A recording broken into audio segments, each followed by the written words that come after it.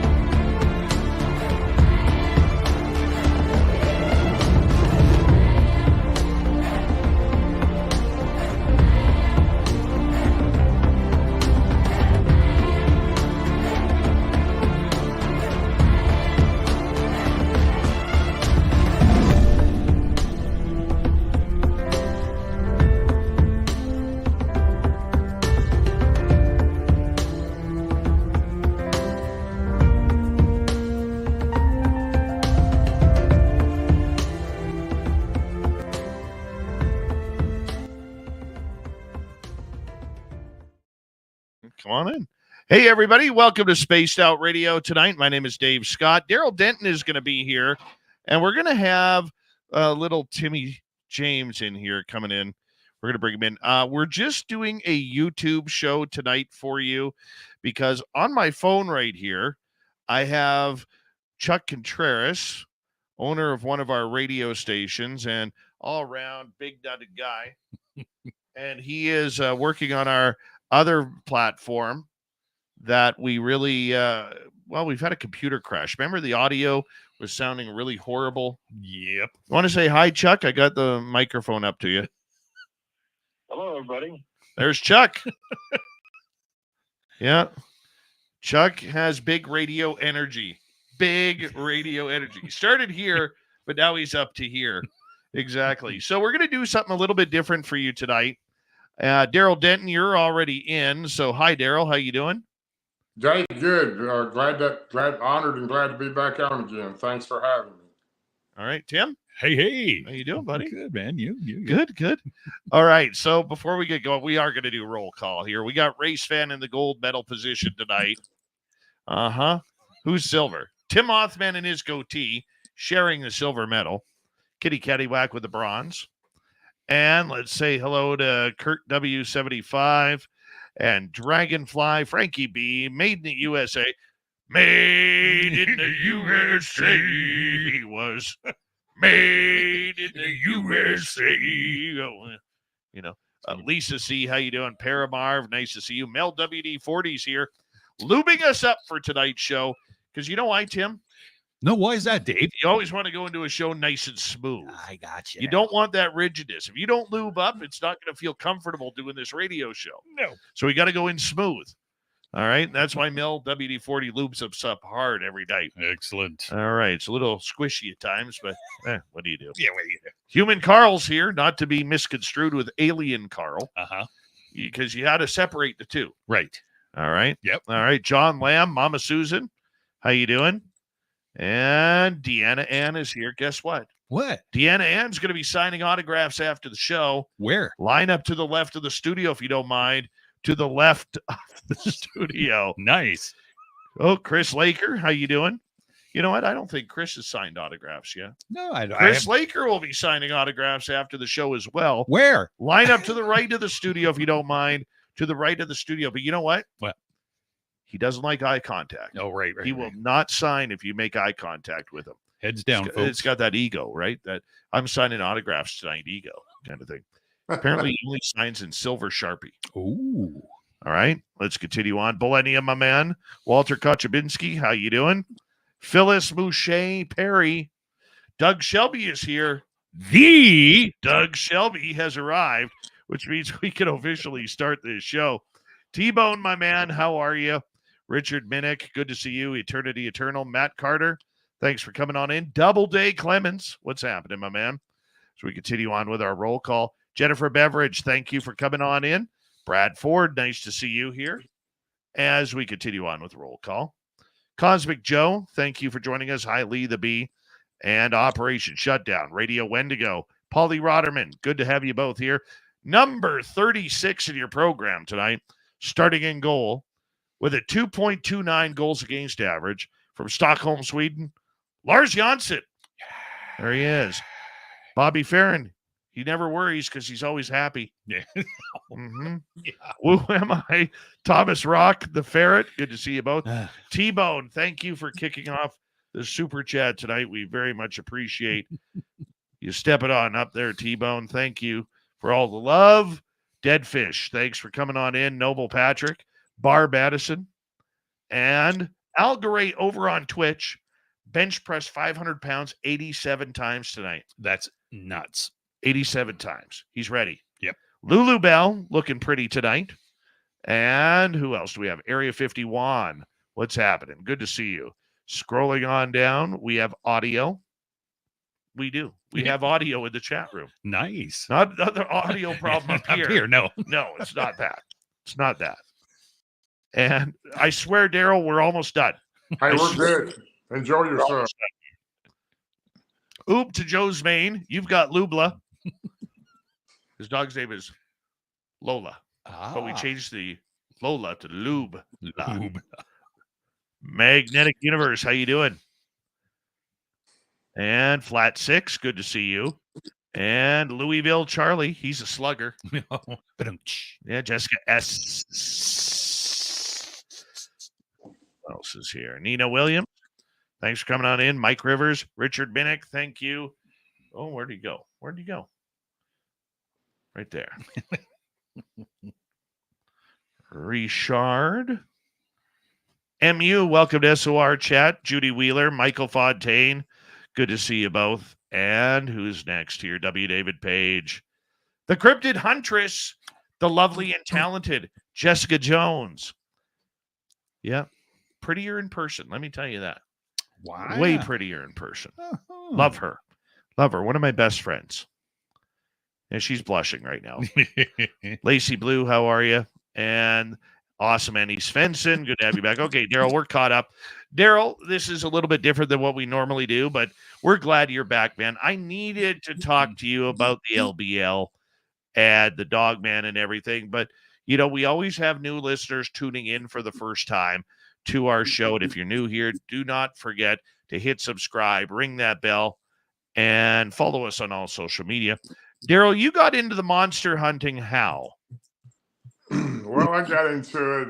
What got me involved in everything was, you know, my first sighting in 1992. November the 6th of 92, I was deer hunting on my grandfather's farm. And been over 30 years ago now, but I had my first sighting of what my grandfather called a woodbooger that was basically Bigfoot, the ugliest, meanest looking one I've ever seen. But that got me scared to death and got me involved in this, and been in it pretty much ever since. How much fun do you have doing this? What's it like being able to call you a monster hunter? Because I'm literally turning Tim right now into a monster hunter. Yeah. And he's having fun. He's already had a sighting of a Sasquatch. You got to hear this. You got to hear this story. Go ahead, Tim. Yeah, Dave. Well, we were up at Dave's Sasquatch spot, and there was about 6 of us. So that evening, it started getting dark, and I can't remember if it was you or if somebody else that heard the banging or the thump in the distance. I heard the thump. I was off, you know, checking out the stars. Yes, that's right. And I heard the thump from where I was, but your wife, had heard the thump as well. Yeah, exactly. You know that heavy-footed thud. You know what I'm talking about, Darrell? Oh, yeah. Yeah. So we heard, whatever. We heard the thud.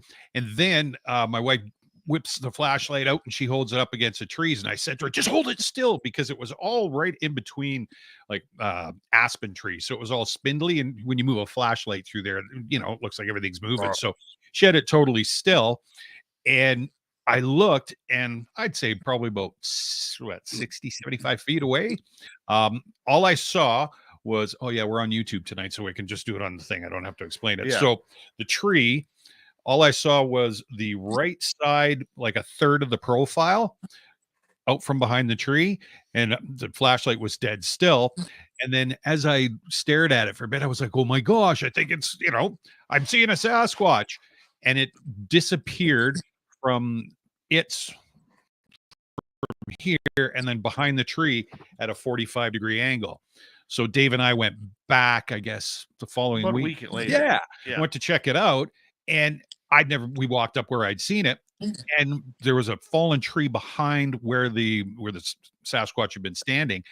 And it moved along a 45-degree angle. Well, it couldn't go anywhere because of that fallen tree. And it was like, oh my gosh. It was phenomenal. And of course I doubted myself for about a week. I didn't see that. But after, going through it and rethinking it and going back and investigating, it was like, okay, I've seen part of a Sasquatch. I think it's easy to second guess yourself after you see, especially on your first sighting, because the human brain just doesn't wrap around the fact that something like that exists. It did for me, but I was so scared to death when I got back to my grandfather's house that I knew I'd seen it, and it was pretty much changed my life for about. I didn't go in the woods. I quit deer hunting. I didn't go, and I was with 3 of my friends up there. They were hunting that day, and I've been hunting up there all my life, and I didn't hunt for about. Well, I didn't hunt, and I didn't go in the woods for 7 years. So this one, Darrell, what was really interesting about this one was that when we went back a week later to try and figure out why it kind of walked backwards diagonally on Tim, and I didn't see it. I was looking at it from a different angle and I didn't see anything. But when we went back there a week later, there was a fallen tree in that area that had fallen diagonally from where this log was. So it was like a 45-degree angle from where these trees were. So for whatever it was in the forest, you saw it better than I did. Yeah. Okay. From that angle, now we knew why it was walking diagonally out of there, because it had to get into cover from the tree or the tree that had fallen. And here's the weird part about it. Have you ever had this happen, Darrell? Because I was showing Tim had never been to our gifting site that we have. Right. And I said to Tim, our gifting site is around here. It's somewhere around here. And I've been to that gifting site 40, 50 times in the last couple of years. I couldn't find it, Darrell. I could not find it. And when we finally found it, it was only about 30 feet from where that creature was standing. And I could not see it. Like, we walked around for about 15 minutes in the trees. I'm like, where the hell is it? It's supposed to be right here. Right. Could not see it. I actually have had that happen. I'm real careful about, of course, I don't research Bigfoot like I once did. Like one time I was out there. I mean, we were out there a lot, and we'd stay in the woods, or I'd stay in the woods by myself at night when my team or my partners couldn't go in. But we had some really active areas, and I've had that happen before. It's easy to get misconstrued when you're in a certain area, especially with rough terrain. And but I'm always made a box, like a wooden box for my gifting. I learned that it was easier to put the gifts in it. It was like a crate, and I would nail it up in the tree in between 2 forks with a 2x4 holding it up, and that seemed to make it easier for me to always find it too. But and they would get the gifts out of the box when I left them, and they'd bring me gifts. So how do you know that's not people doing that? I mean, I hate to sound skeptical, but how do you know it's them and not people? Well, the particular ones I'm talking about was in around 1999 when I was fishing. This was roughly 7 years from my first sighting, and I was fishing on the Cumberland River in Tennessee between Nashville and Cheatham County, and real remote area. And I became friends with those. They had stole my minnow bucket for 2 straight weeks, and finally figured I thought it was people taking it, but I found out it was one of the creatures, and I basically seen them. So that's the biggest reason I know, and I became pretty close to that family of what I call forest people, and that went on for almost 4 years. That I was there every day or every other day. I would make a trip down there for a short time or sometimes a lengthy time, 2 to 3 hours at times. I even spent the night down there in my sleeping bag next to the tree, not too far from where they bedded down. Yeah, I seen them. I mean, I brought them gifts, and they would bring me a gift, and it was pretty primitive looking, but they were very intelligent. I learned that real easy by the time I left them whistles in the trees, those little plastic whistles I hung up. When I would go in, they knew my voice, and it was about a 200-yard walk through a game trail through the woods, pretty thick. It was in a kudzu area, these real thick vines. And when they heard my voice, they'd start blowing those whistles. And they'd be straight ahead across the river. I left roughly 8 to 10 whistles in the woods, little plastic whistles with a string on them on the branches. And I realized, they already knew they were intelligent, smarter than some people, I believe. And they let me know they knew I was coming. They heard my voice. And when I got to the area that they were in, I would sit down in a 5-gallon bucket next to this tree, and they didn't blow the whistles anymore. But there was a good sized family of those in there. I only seen clearly 3 of those over that entire time, and 2 of them I seen on a regular basis. 3 of them quite regular. One was a female, about 5.5 foot tall when it all began. 5 to 5.5 foot tall, a male behind her about the same size, and then a larger one that was about 7 foot tall. And I know this from measuring that from the tree branch limb where I'd seen them another time, basically in that range. That's about the height of them. And none of them were full grown. They were real friendly to me. They were never aggressive. I would take them food, and they wouldn't take it if you threw it on the ground. You had to put it on a plate, for example, and slide it over to the edge of that kudzu. I was roughly 50 foot from them. And the younger one would come out and get it and take it back in. And I learned what type of foods they liked. And their favorite food by far is cantaloupe. Well, that particular group loved cantaloupe. They didn't want it cut up. They wanted the whole melon. They, like us, they loved cooked bacon. I tried about every food you could think of to see what they liked. They liked any kind of bread product. If you take a whole loaf of bread, they would take the whole loaf and they'd bring back the wrapper in the box with the tie on it. And they loved jelly-filled donuts. That was probably their favorite. So do I. Yeah, a lot of people do. And I would put them on a dish, and I would be over next to my tree, and they'd reach out and come and grab it and pull it back in, and eat the donut.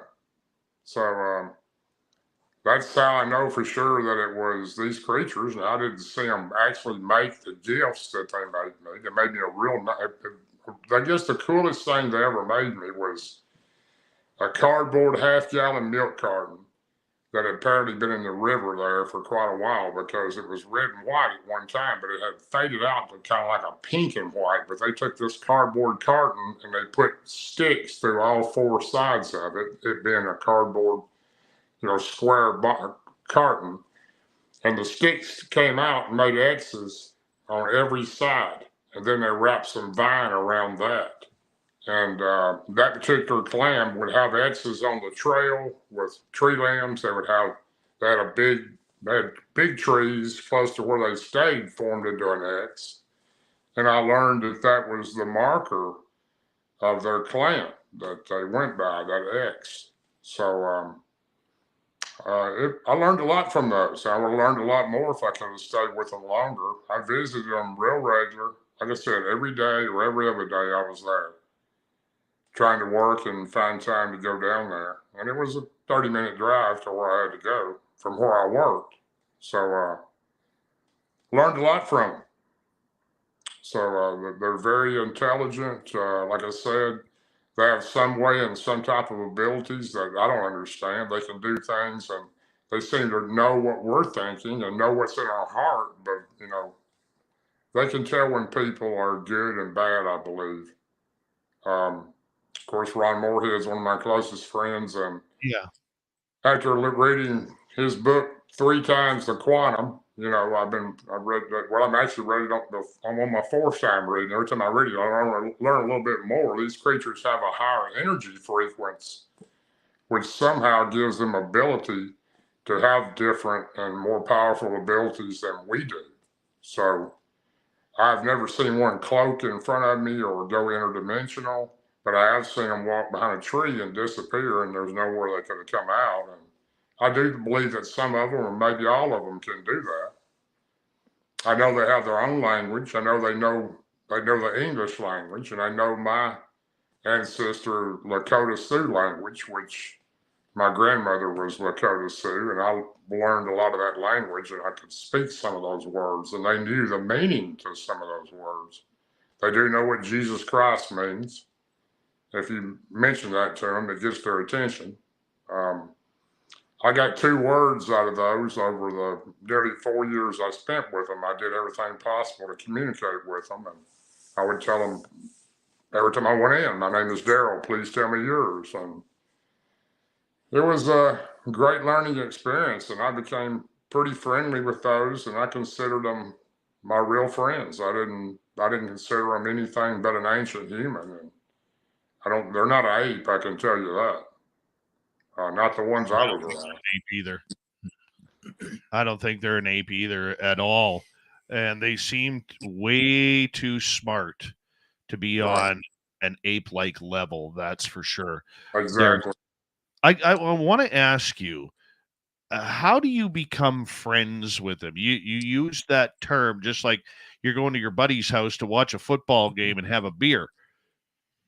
Well, like I said, when I went in, where I went to, this particular place was down behind an old water sewer, I think that's what it was, treatment plant. And you had to go behind it, drive down a good ways, and you park behind it. And there was this big fence that went around it with barbed wire on top. And you had to have permission to go down there. One of my friends' uncle or cousin or whatever had worked at that facility. And years ago, before that, I'd been down there several times when I was in high school with my couple of friends whose family worked there. And we would park there, and I would walk down, go through a gate, go through this trail through the woods, about a 200-yard walk on this game trail.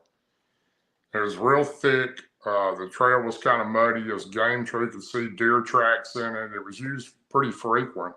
And when I would go in, they would start getting excited, yelling and hooping. And when I brought them the whistles later on, they would start blowing the whistle. And they just made me feel like I was their friend, and I kind of felt like they were my friend. And they never tried to harm me. They were never aggressive.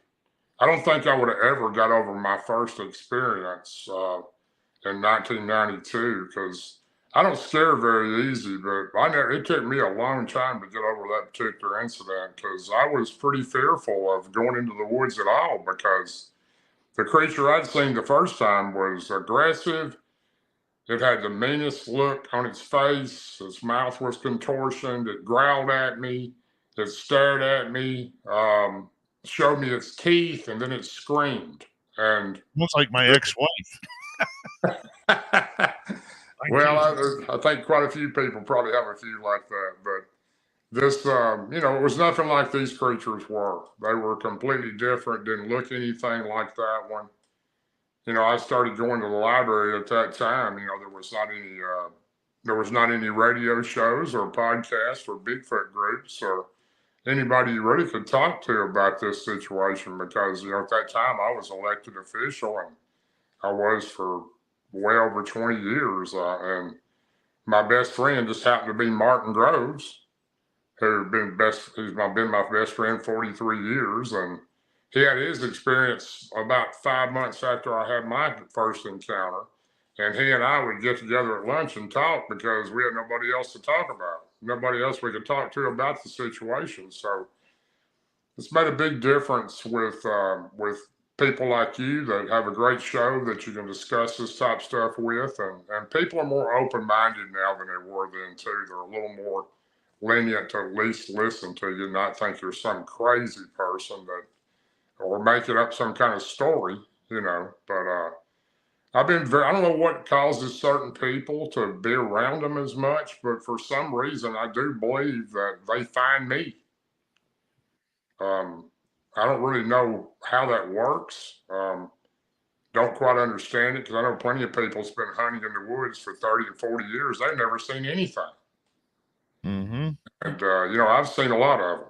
I don't know how many I've seen, some of them numerous times, not the same one probably or the same ones, but, and I do think there's a lot more of them than people think there are. I know, and you know, I heard a gentleman that, speaking at the Florida conference last year when I was there with Ryan, and he was saying that he thought there was about 4,000 in the U.S. And quite frankly, I almost started laughing. I think there may be 4,000 in Middle Tennessee, but there's a whole lot more of them than people really think they are. So that's my opinion. In the area I'm in, there's a lot of them. So, you know, I don't know how you would say you become friends with them, but I did. I mean, they were glad to see me. I was glad to see them. I mean, we'd sit and stare at each other for an hour or two, and they'd look at me, and I would ask them questions and hoping to get some type of answer out of them. And, you know, just trying my best to communicate with them and learn about them. Do you think then that maybe the one that scared you years earlier was just of a different, more rogue type violent clan than the one you are with, you know, kind of having a relationship with now? Because I've noticed in our areas, I have two areas here. Our one area, they seem very curious of us. They seem to want to get close. The second area, they tolerate us, but when they want us to get the hell out, they sure as hell let us know. Right. Well, I definitely think there's different types. Now, I don't know how many different types there are. Back when I had my first sighting, I was just, quite frankly, when I got back to my grandfather's house, I was pretty terrified and told my granddad, I said, you know, I seen a monster. And he said, what do you mean a monster? And my granddad was 92-year-old at that time. And he said, well, what it looked like. And by the time I got my breath where I could talk, I tried to run 2 miles roughly through the woods up a 45-degree hill and down a 40, you know, three of them. And I told him, I said, well, it was a huge, hairy looking creature. And, you know, it was really mean. And he said, well, it looked like tell me again what it looked like. And I told him, he goes, well, you seen the wood booger. So, you know, I never heard of a wood booger. I asked him, I said, why you never told me about a wood booger? And, you know, his explanation was very understandable. It wasn't at that time, but it is now. He didn't want me to be afraid to go in the woods or hunt or camp out there like I had most of my life, because he'd seen 4 of them in his lifetime. And none of them had tried to harm him, and he'd heard more than that, but you'd hear them yelling or whatever, or things that they do. But the ones I seen on the river were completely different looking than this one. I actually went to the library back in that day. I didn't know where else to go. I mean, I didn't even have a cell phone in 1992. So, and I found a book at the library. You know, I went to several different libraries, and it listed 10 different type of Bigfoot creatures. And sure enough, the number 2 in the picture, there was 1 through 10, and the second one was listed number 2, woodbooger.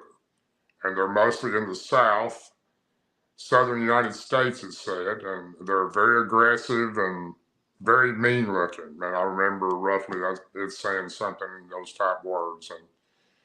And the one I seen on the river looked more like what I would call the number 3, number 4 type by the pictures. I don't know if that's accurate or not, but I'm just going by the pictures I looked at. It's more of it looked more like the Patterson Gimlin type. It looked more like that. And the ones on the river were just different. They weren't aggressive. They were friendly. They accepted me. I do believe they can read a person. And I do know there's things they don't like. They don't like weapons. You know, the third time I went in there, after they'd stole my middle bucket, I carried my shotgun with me because I thought it was a person stealing my middle bucket. And when I seen it was one of those creatures, I was pretty freaked out. I was ready to go. I spotted one of them down the trail, and I got up and got my stuff. But it bothered me for 2 or 3 days. I had to go back, and I did, and I became what I call friends with them. They accepted me. You know, I even took a friend of mine in there one time, and he could not believe that those things were real. And when he seen them, it scared him so bad that he ran all the way back to my truck and locked himself in, and he never wanted to go back down there again. But I went down there for nearly 4 years. You know, every day or every other day, I would at least make an appearance and talk to them and sit there for a bit and try to communicate with them and learn from them and take them gifts, and they would leave me gifts. And it was a great experience. You know, I really felt comfortable around them. I didn't feel any fear from those at all. There was a large clan or a large family of those in the Cats Zoo. I didn't see all the members. I seen parts of them between the Cat Zoo and the trees and the branches, but they were moving around and they were watching me. But as far as I seen 3 individuals on a regular basis, and they were the bigger one was watching over those two, and the female was the one that was the most friendly with me for a long time. And she actually reached out and touched my shoe, and that was the only time I've ever had contact with them, like that. And actually, it was my boot. I stuck my leg out, and I stuck my hand out, and she reached out and touched my shoe. But that was the contact that I had. But I felt comfortable with them. They felt comfortable with me, and I would have probably still been going down there if I don't know what happened to those creatures. There was a time that I had to work a couple of weeks, and it was the first time I'd ever missed from getting down there, or my everyday or every other day routine like I had been. And when I went down there, a little over 2 weeks later, I had to work so much couldn't get a chance. I was worried about it the whole time going down there because I didn't want to be that away from them that long.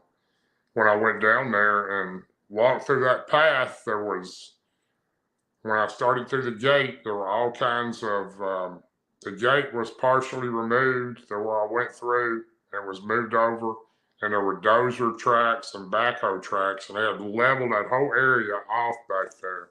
And they had stakes in the ground like they were ready to build something back there.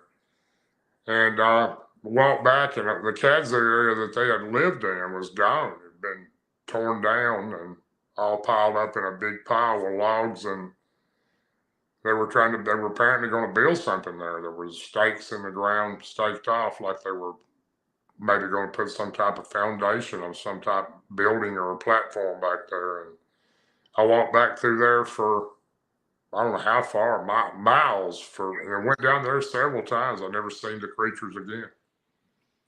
So I don't know what happened to them. Wish I did.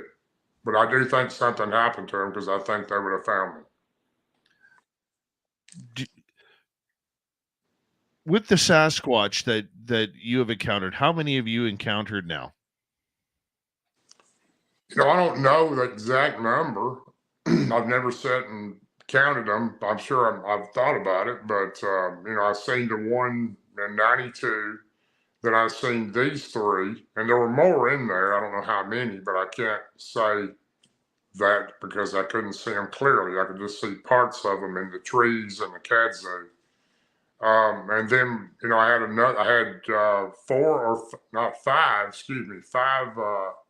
6 that I've seen in the Blue Ridge Mountains. Seen 6 there. Blue Ridge Mountains, Virginia. I was in there for quite a while. And Martin Groves and myself, Barton Nunnelly, and Ron Moorhead have been in the LBL quite a few times, and we researched together there. And at LBL, I've probably seen 7 or 8 different ones. Maybe I'll take that back. Probably 6 or 7 because I'm pretty sure one of those was the same one. Then we had I don't know how many was in the family that was in Cheatham County that Billy Howell and Charlie Raymond had come down of Kentucky Bigfoot Research Organization, and Darrell Yarbrough and I had been around that family for from around 2018 to 2020. We were down there pretty regularly researching that family, and there was a pretty good sized family there. Billy, my partner that did a lot of research with me down there, he's seen quite a few of them. I never seen more. I've seen a total of 3 there, and one was a juvenile, one was a female, and one was a large male. He's seen quite a few more than that. I don't know the exact number, whatever that adds up to, and maybe a few other ones here and there when I've been in the woods over the years. But I've been very blessed to be able to see as many as I have. I don't really understand why I do see them or why they do come around me, but they do come around me. I can go in the woods at the LBL, Martin Groves and I, and when we go in, he'll say, "You feeling them, aren't you?" And I do feel them. I feel when they have a presence there. It's very strange. And I say, "Yeah, I think there's some on the left." And well, I think it's just maybe a month ago, I was out at my truck here where I'm living, and there was one over in the woods that whooped at me. I didn't see it, but it whooped at me twice. And I seen one crossing the interstate and between Kingsport, Tennessee, and Knoxville at 2 o'clock in the morning in 2022. There's a few other ones I'd have to sit and think about it, but I've seen quite a few of them in my lifetime. And what do you think they are? What do you think they are? Well, for the ones on the river are the only ones I was ever really able to communicate with a little bit. And when I say communicate, I was limited to what I could get out of them. But I asked them many times, where did you come from? And I would ask them, I said, "Did you come from the heavens?" And I'd point up, and they would look at me, and I'd say, "Did you come from another universe?" And the female, all 3 of them, "Did you come from another planet, another universe?" Yes. And they had words they used that I did not understand, but they did understand some. They did understand some of my words. When I went in, I called them the Chayutaka, knock. I'm here. Chayutaka, knock, knock. Which I've learned that knock, N-A-W-K, like hawk, but knock means friend in Bigfoot. And the Chayutaka is the word that the Native American people, especially the Lakota Sioux, call them, which means the great elder that watches the forest. And they relate to that. So they are the forest watchers. I think I truly 100% believe that the ones on the river, I don't know if every one of them, but I'm sure that I believe they came from another galaxy. They've been here a long time. There's a big debate going around for years and years. Are they the Nephilim? I don't think they're the Nephilim at all. I think the Nephilim's kind of a different type species, kind of like what the soldiers run into in the Kandahar caves of Afghanistan. That was a whole different creature that the American soldiers Right. But these creatures they're like people. There's friendly ones. There's different types. Some of them are not friendly. I do think some of them would hurt you. And I think Scott Carpenter was a really good friend of mine. He's been gone over a year in August, and he and I had this conversation quite a few times. Scott did believe they had Nephilim in them, and that's okay. I don't, but total respect for Scott. Sure miss that guy. But, he had a lot of experiences with these creatures too, and they were coming to his house and scared him to death and bringing friends with them. And, I had the same incident in 2020 on my farm, and Scott helped me rebuke them and get rid of them. So, you just really, you really don't know what you're running into when we're researching. For example, the Land Between the Lakes, when Martin Groves and Barton Nunnelly and Ron Moorhead and I are in there in our cabin or wherever we're staying. We go to areas a lot of people won't go to. It is, people say it's dangerous. It may be. I mean, I've seen 3 dogmen in my lifetime, 2 at the LBL, 1 in Tazewell County, Virginia. And I don't believe all those creatures are killers. I think there's good and bad in everything. So here's one of the things that I always wonder about the people who believe that Bigfoot is a hominid of some sort, and they will not entertain the woo side of everything. The one thing that I've learned about listening to a lot of people, Darrell, and I'm curious your opinion, is that they try to use their belief as scientific fact. Okay. And because they don't believe that it is possible, automatically this has to be a flesh and blood creature that is, out there wandering around. It feeds because they've seen or heard of stories that it's feeding off of deer, it's feeding off of rabbits, it's feeding off of grouse, it's feeding off of moose and other predatory animals. Well, the first thing that aggravates me probably more than anything is the federal government. I'm talking about the United States, doesn't want to admit that Bigfoot exists, and even though you can go into Pikes Peak, which I camped at for 10 days back 10 years ago, and there's signs up there that say, be careful and watch out for the Bigfoot. I mean, these are government signs. So, but the biggest reason that they don't want to admit it, Dave, quite frankly, in my personal belief, first of all, you got your scientific approach, which you were bringing up. Your scientists will never, ever admit they don't want to break that evolution wheel. And they don't know where this creature fits in. They can't fit it in the evolution wheel because, first of all, if you're a Christian, which I am, I don't believe in the evolution wheel. But the scientific community wants to push that theory that you got your Homo sapien, the monkey turns into the ape, and then the ape turns into the Homo sapien. They got their evolution wheel, which they forced down our throat when I was a kid growing up in school, in science class and history class too, partly.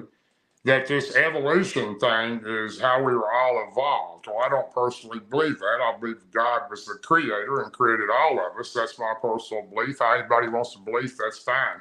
But they won't put the Bigfoot in that wheel because they don't know where to put it. So they keep that going and keep everybody upset calling it an ape. I have there's a great guy that I have a whole lot of respect for Dr. Jeffrey Meldrum. I think he's done a fantastic job when it comes to proving the existence of Bigfoot or the forest people. I do think there's a difference. He's done a great job of proving the existence, but he again thinks they're nothing but an ape, and we will never agree on thinking they're an ape. And the second reason that the government doesn't want it approved, this is the same reason they wore out poor Dr. Melba Ketchum when she had the Genome Project going on. My personal opinion, she proved 100% what Bigfoot was. It's 58% human female, the other part unknown. I mean, they had over 100 samples, blood, tissue, saliva, hair, but that's the reason why that won't happen. The other part too, the national park is a 2.8 billion. That's B with a billion, not million. $2.8 billion industry for the United States government.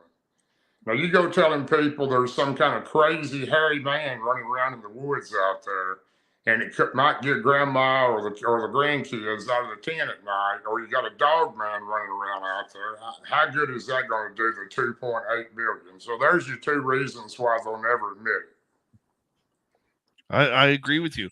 And the other thing too is, the fact that, and I'll tell you a weird story. I forgot to tell you this last time. Back in August, September, was it early September? I went to that conference. Yeah. Early September. I went to a Bigfoot conference that was put on by a First Nations man. A lot of First Nations attendees, including probably one of the coolest parts was they actually had the reserves drum band come in and drum and sing. And wow, was that ever awesomely powerful.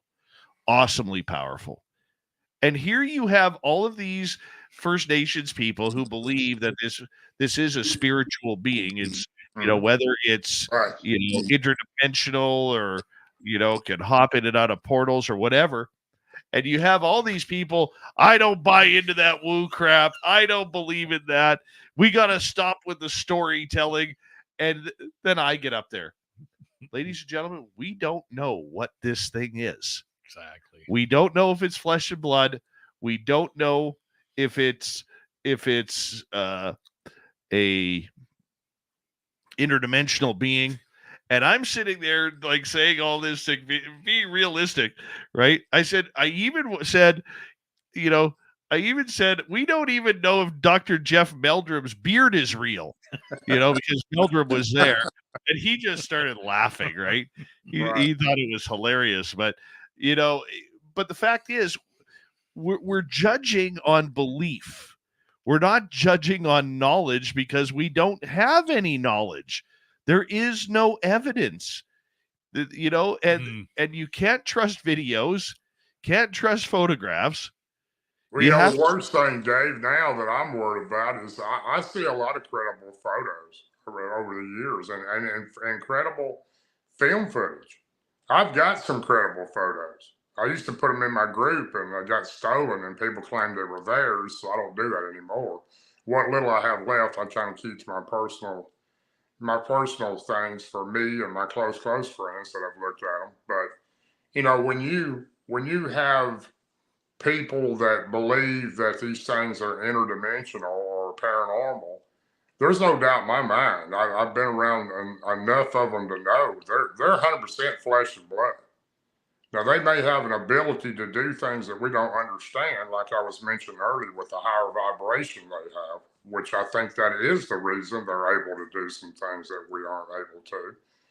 They have a lot higher energy than we do, and their body seems to admit that. I don't know how that works, or I'm not a scientist, and you go back to Einstein, he mentioned that energy moves, and it does, and matter is matter. And if you read Ron Moorhead's book, Quantum, you have to read it several times, because every time I read it, I learn a little more.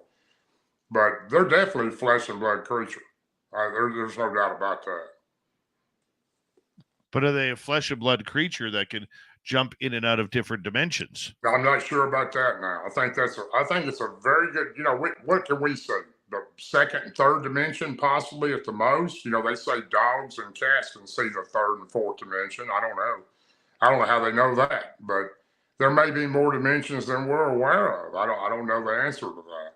I do think that there's something to that, though, when it comes to dimensions, because there's just too many reasons that certain people that seem to be intuitive or have that ability can seem to see things better than some of us can. And these are people that are credible. I mean, I'm talking about somebody trying to be a fortune teller and claiming they are. I'm talking about people that can actually see and do things and predict. And I know some people like that.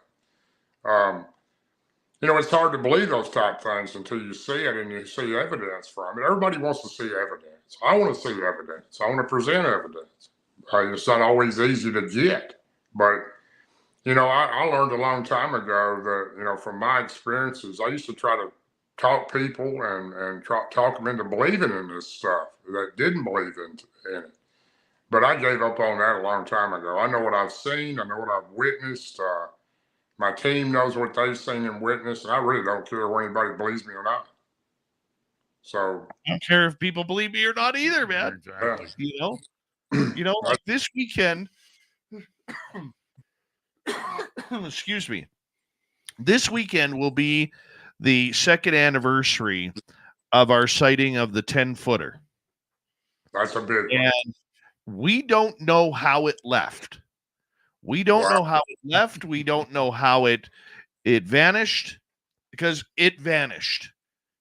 It didn't go to its left. It didn't go to its right. We would have seen it. It didn't come forward. We would have seen it. If it backed off into the darkness because it was at night, we would have seen it disappear in the darkness.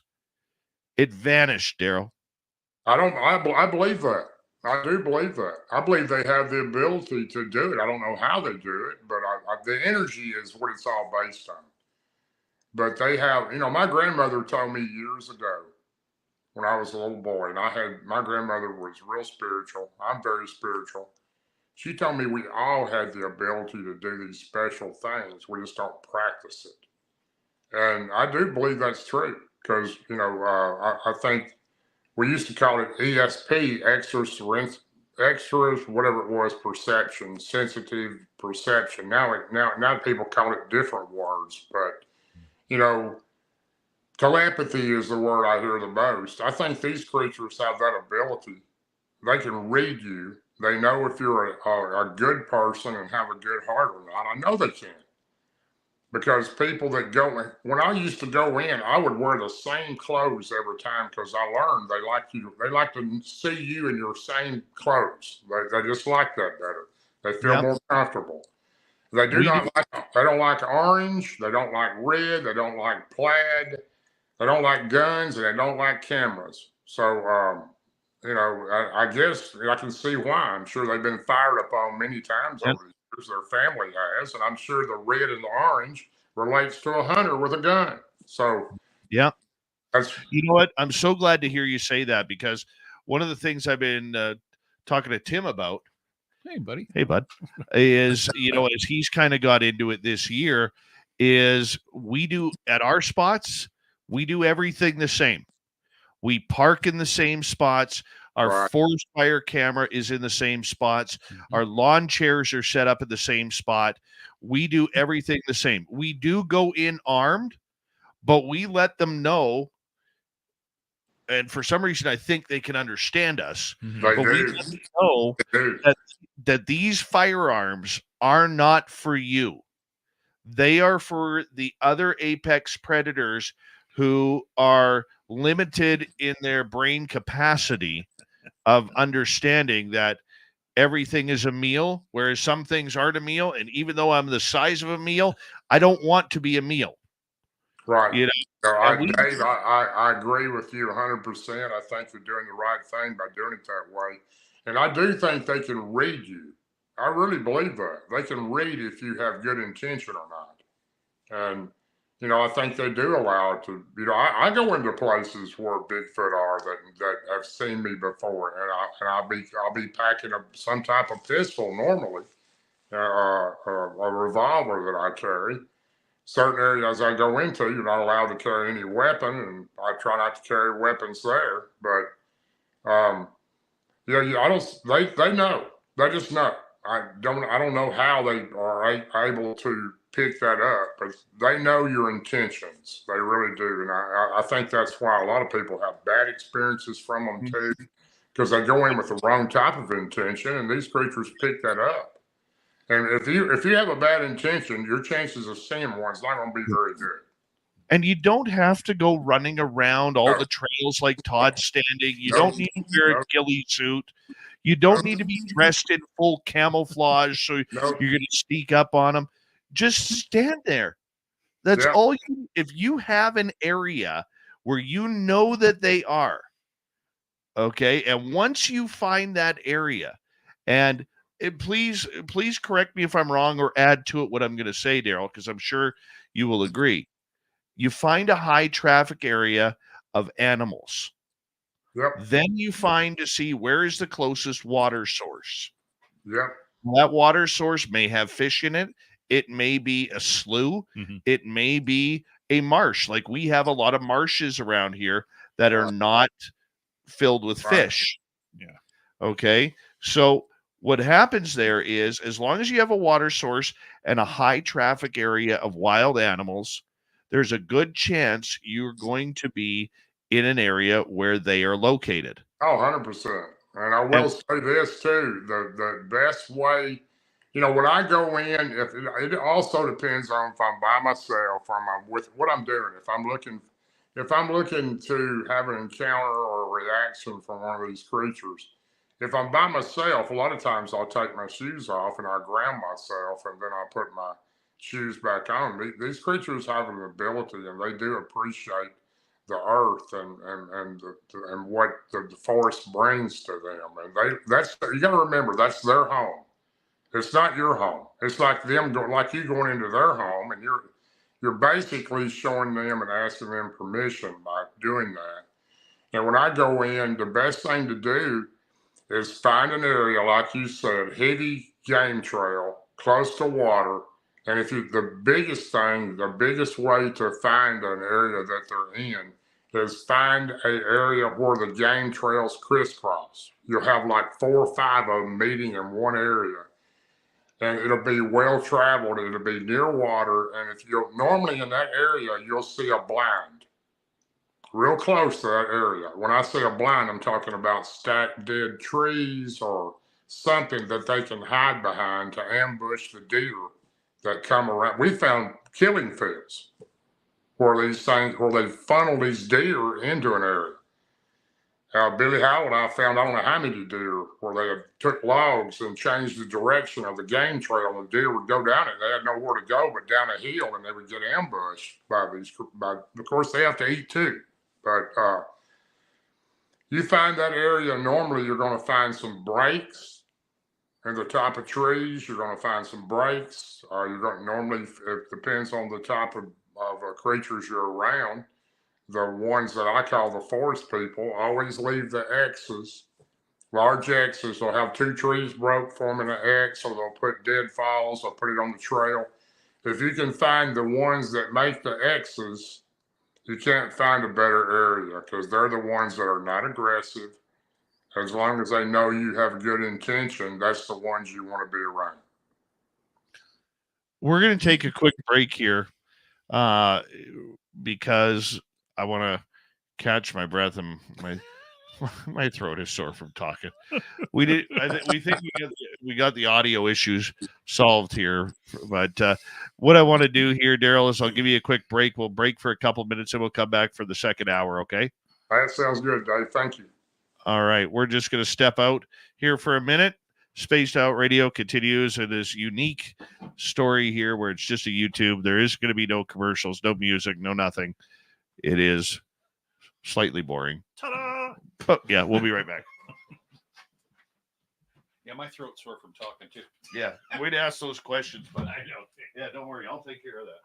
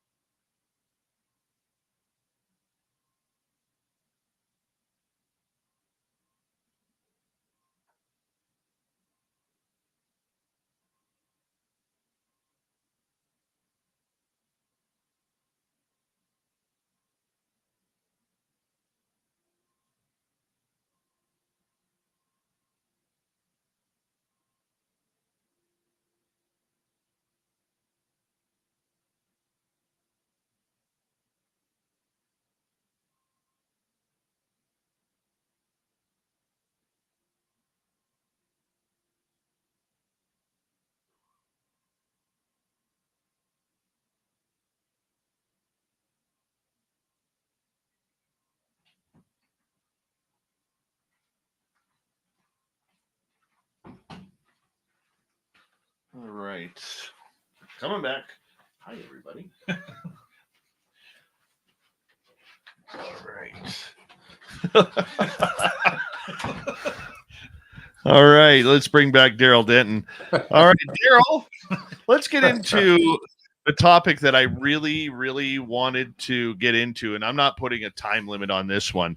So however long you go, we go. Land between the lakes. This is allegedly a known dogman area.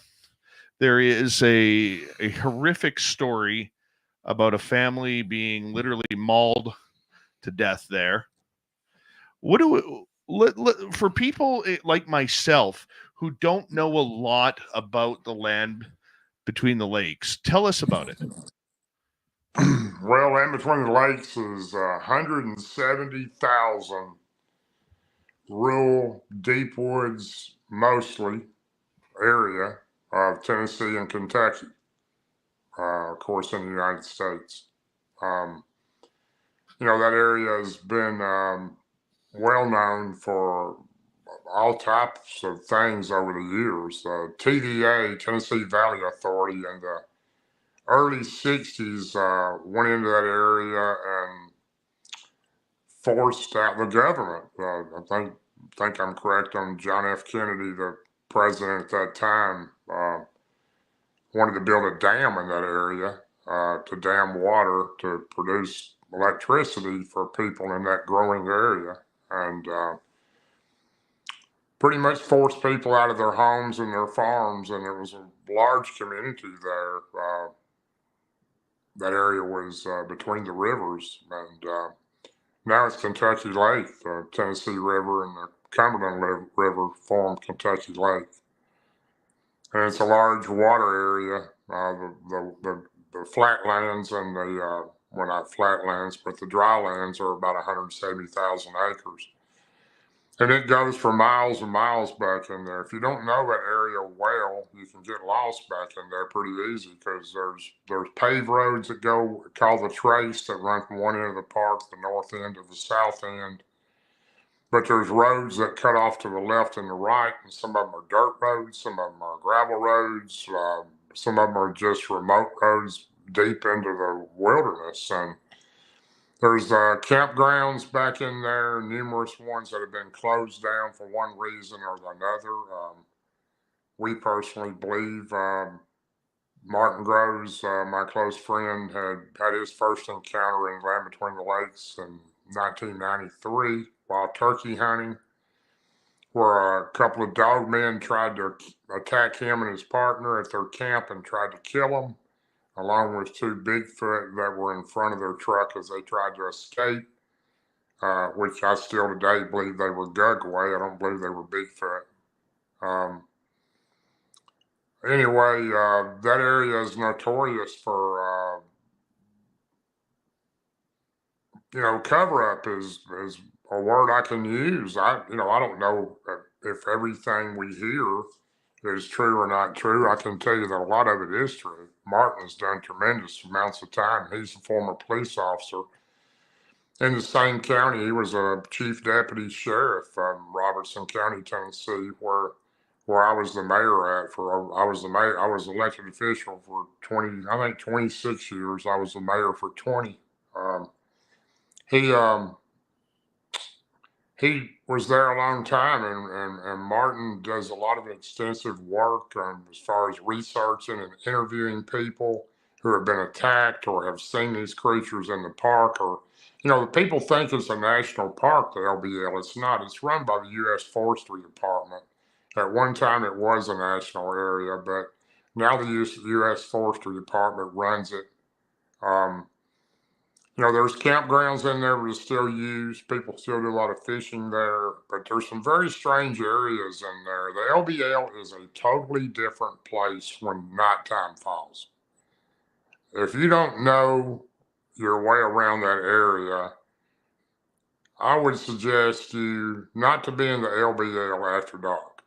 I've been going up there for years and years, and Martin and I have been going in there for years, and along with our current team. We got a couple areas we go there, three mainly that are really active. Um, there's Bigfoot, there's Dogman. I've seen three dogmen in my lifetime. Two of them happen to be at LBL. The craziest one I've ever seen, and I've never seen anything like that in my life, was in October of 23, which Martin's second book, Beast Between the Rivers, the second half of the book is about that sighting that he and I were together on this remote road out in the middle of nowhere, close to where he had his encounter in 93. We were actually up there. That was the 29th anniversary year of him having that. And he and I went in there by ourselves and seen a dog man like I've never seen before. It was just crazy. And it was unbelievable. Never seen anything like that. And it's hard to believe in what we've seen, but we've seen it. And it was strangest looking thing I've ever seen. And, thanks to Seth Breedlove and, Alexander and Eli Watson and Heather and all them, we had our documentary recently with Small Town Monsters on what we've seen in the LBL, and along with some of our other friends, probably the best boots on the ground team out there, Joe and Jesse of Hellbent Holler, Elijah and Gabrielle Henderson, who interviewed the supposedly witness who survived the massacre of 1982 in the LBL. And I do believe that happened. Of course, there's so much cover up on that people say, where's your evidence? I don't have any evidence. I do believe it happened. We have had people interview certain officials that were out on that scene, including Jan Thompson, who ran a restaurant not far from there. She was interviewed by Barton Nunnelly and Martin Groves, and Elijah Henderson's father, Johnny. And she told the story about the police officers coming in. They were just shook up so bad, they went outside and basically threw up on her sidewalk after what they had seen at the scene where they were at, where this family was supposedly completely killed by some type of dogman creature. Four members of a family, a father and a son and a mother and a little girl. And there's been other incidents we know of other attacks in the LBL. Not just that one. That's the most famous one that you hear about. But there's other ones. The deer hunter who they found partially eaten. There's I don't know how many tents have been found in the deep woods up there. Nobody in them and ripped apart. But there's a lot of things going on up there. We know about it. We get Martin's done it, like I said, extensive work on interviewing people. They'll go meet up with them and talk to them and get their side of the story. These are people that have nothing to gain. Just a couple there's so many graveyards in the LBL. When this land was flooded, the government just pretty much took these people's land. If they didn't want to move, they just flooded them. And a lot of people drowned, their horses, their cattle drowned.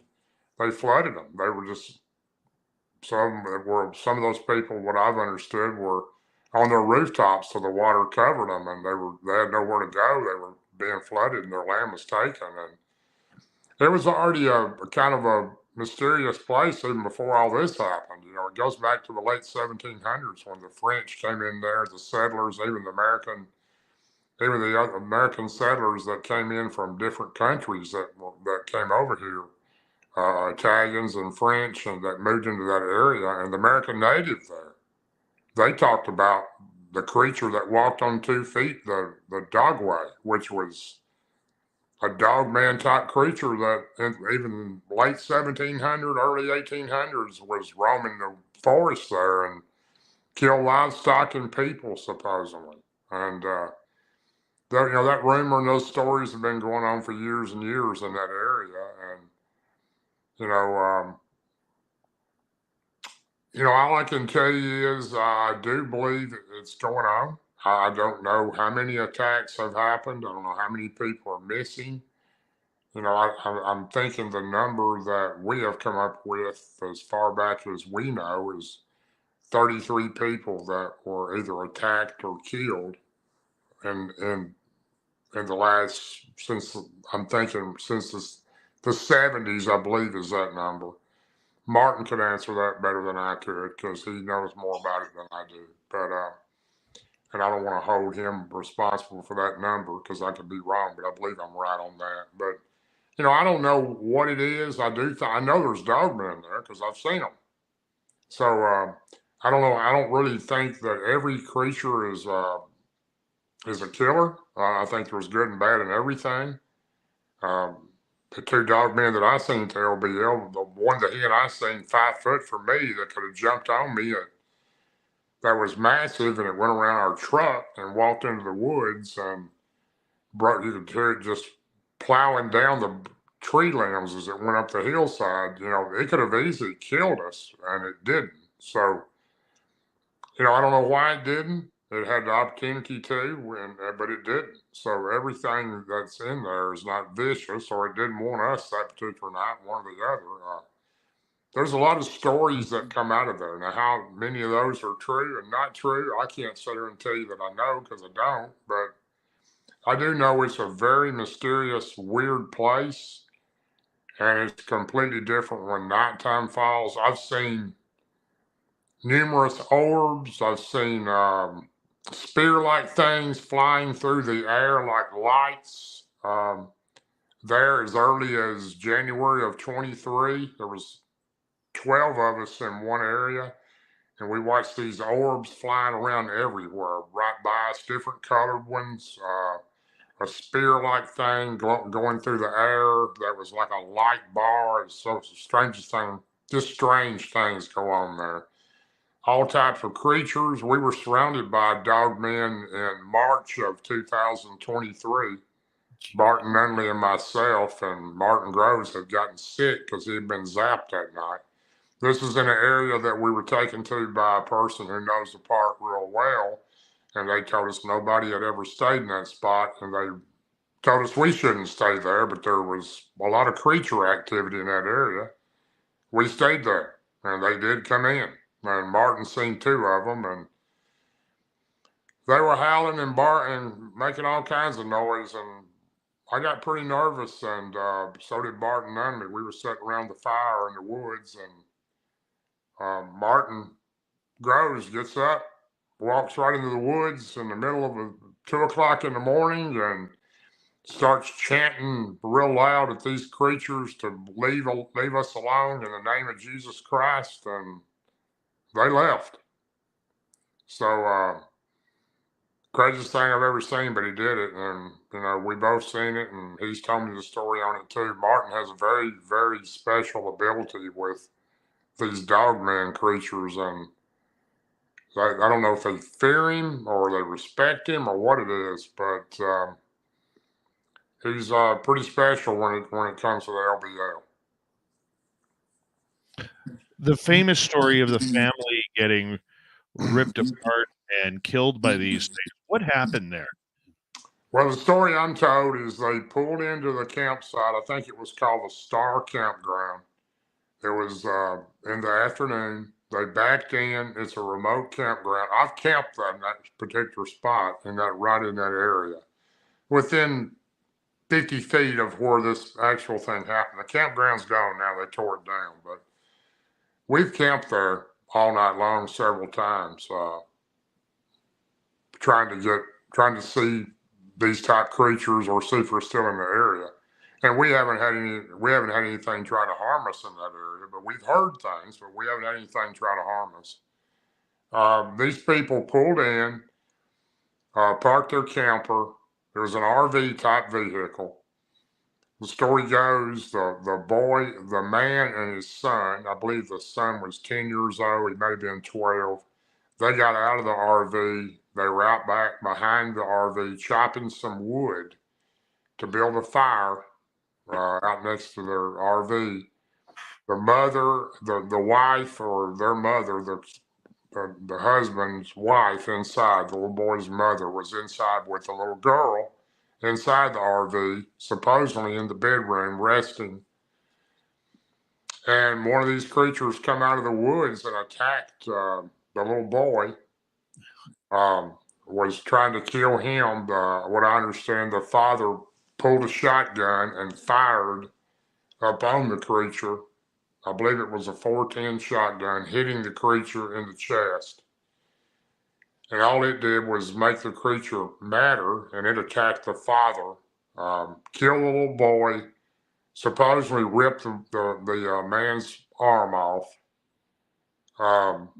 then went inside, went through the back glass of the RV into the bedroom where the woman was, killed her. The little girl supposedly hid under the bed, they speculate. And then it took the little girl, and there's two stories that they found the little girl in the forks of a tree, some distance from the RV where she had been fed on. And there's another story where the little girl was found outside the RV and had been fed on. So I don't know which one of those is accurate. It's just a story that I've been told by several people, and the documentary goes. And the documentary goes that there was just recently, I don't know, I guess maybe 6, 7 years ago, a witness come forward, and he goes by the name of Roger, that says he was one of the survivors, and he was in the camp when this took place. And I believe he said he was under the RV hiding when this happened. He was about the same age as the little boy that was killed. He was with the family. And he claims that he went to get help. Anyway, the story goes that, the sheriff's department, Tennessee Bureau of Investigation, military, highway patrol, Tennessee Highway Patrol were called into the area and realized what had happened. And they actually had sent, when they seen the crime scene, they were all just couldn't believe what they had seen, because these people, what I understand, were torn up pretty bad, and they didn't know what kind of animal in the area could do anything like that. There are no bear in the LBL that I'm aware of, but there was nothing else that I'm aware of that could have done that to these people. But they did track down supposedly one of the creatures. One story goes, a sheriff was underneath a tree with a flashlight looking for the creature. One of these creatures, there were supposedly 2 or 3 of these creatures that went into the woods, and the blood was dripping from the tree onto the sheriff's hat, and that's when they found the little girl in the fork. I've heard that story. I don't know what's accurate on these. I'm just telling you what I know. I do believe the story happened. There's too many officers or even park employees. I don't know how many exactly, but several that have come forward and talked about this to different people, that they did witness it, that it did happen, and it was a cover-up. So they claimed it was some type of unknown animal that attacked these people. I don't recall what it was, but it's kind of funny why, if it didn't happen, then why would they completely demolish a very nice campground? I mean, go to the extent of tearing down the light poles, the bathhouse, the restrooms, just basically leveling it and completely closing down that campground where nobody could go back in there. And there's several campgrounds in the LBL, a couple recently that Martin Groves and Barton Nunnelly and I were at, and Ron Moorhead several times. And the bridge is barricaded. And this isn't one of these campgrounds that had as much as far as a tennis court, a complete playground area for kids, basketball courts. I understand it even had a restaurant type place and grocery store in there, and they're all been abandoned and closed down. They won't let anybody go in there. They claim, by what I've understood, that the bridge is that you have to cross to go in there has some type of faulty problem, and it could be dangerous to go across it. We've had people out there, and there's nothing wrong with the bridge as far as engineers look at it. So, you can go back in there, and Martin, I think it was Martin that had the interview that he found out that there was 2 hunters that were attacked by a dogman type creature, a little boy with his father on a juvenile hunt, and it ran over both of them and hurt the little boy while they were hunting. And supposedly, a short time after that, they closed down the campground because there was another attack by one of these type creatures. So, that's what I know of. I'm just telling you what I know that I've heard basically since I was a kid. Um, that was in 1982, I believe, when the massacre you're talking about has taken place. And I do believe it happened. There were too many credible people that had talked about it. Even Jan Thompson, who owned the restaurant not far from there, where these officers went to eat dinner, and they were all just sick of their stomachs from what they had seen. And they told her what they had seen. And I can't imagine, 2 or 3 officers going into a restaurant just making some type of story up like that. So I believe it happened, and I believe there's a lot of other things that's happened up there.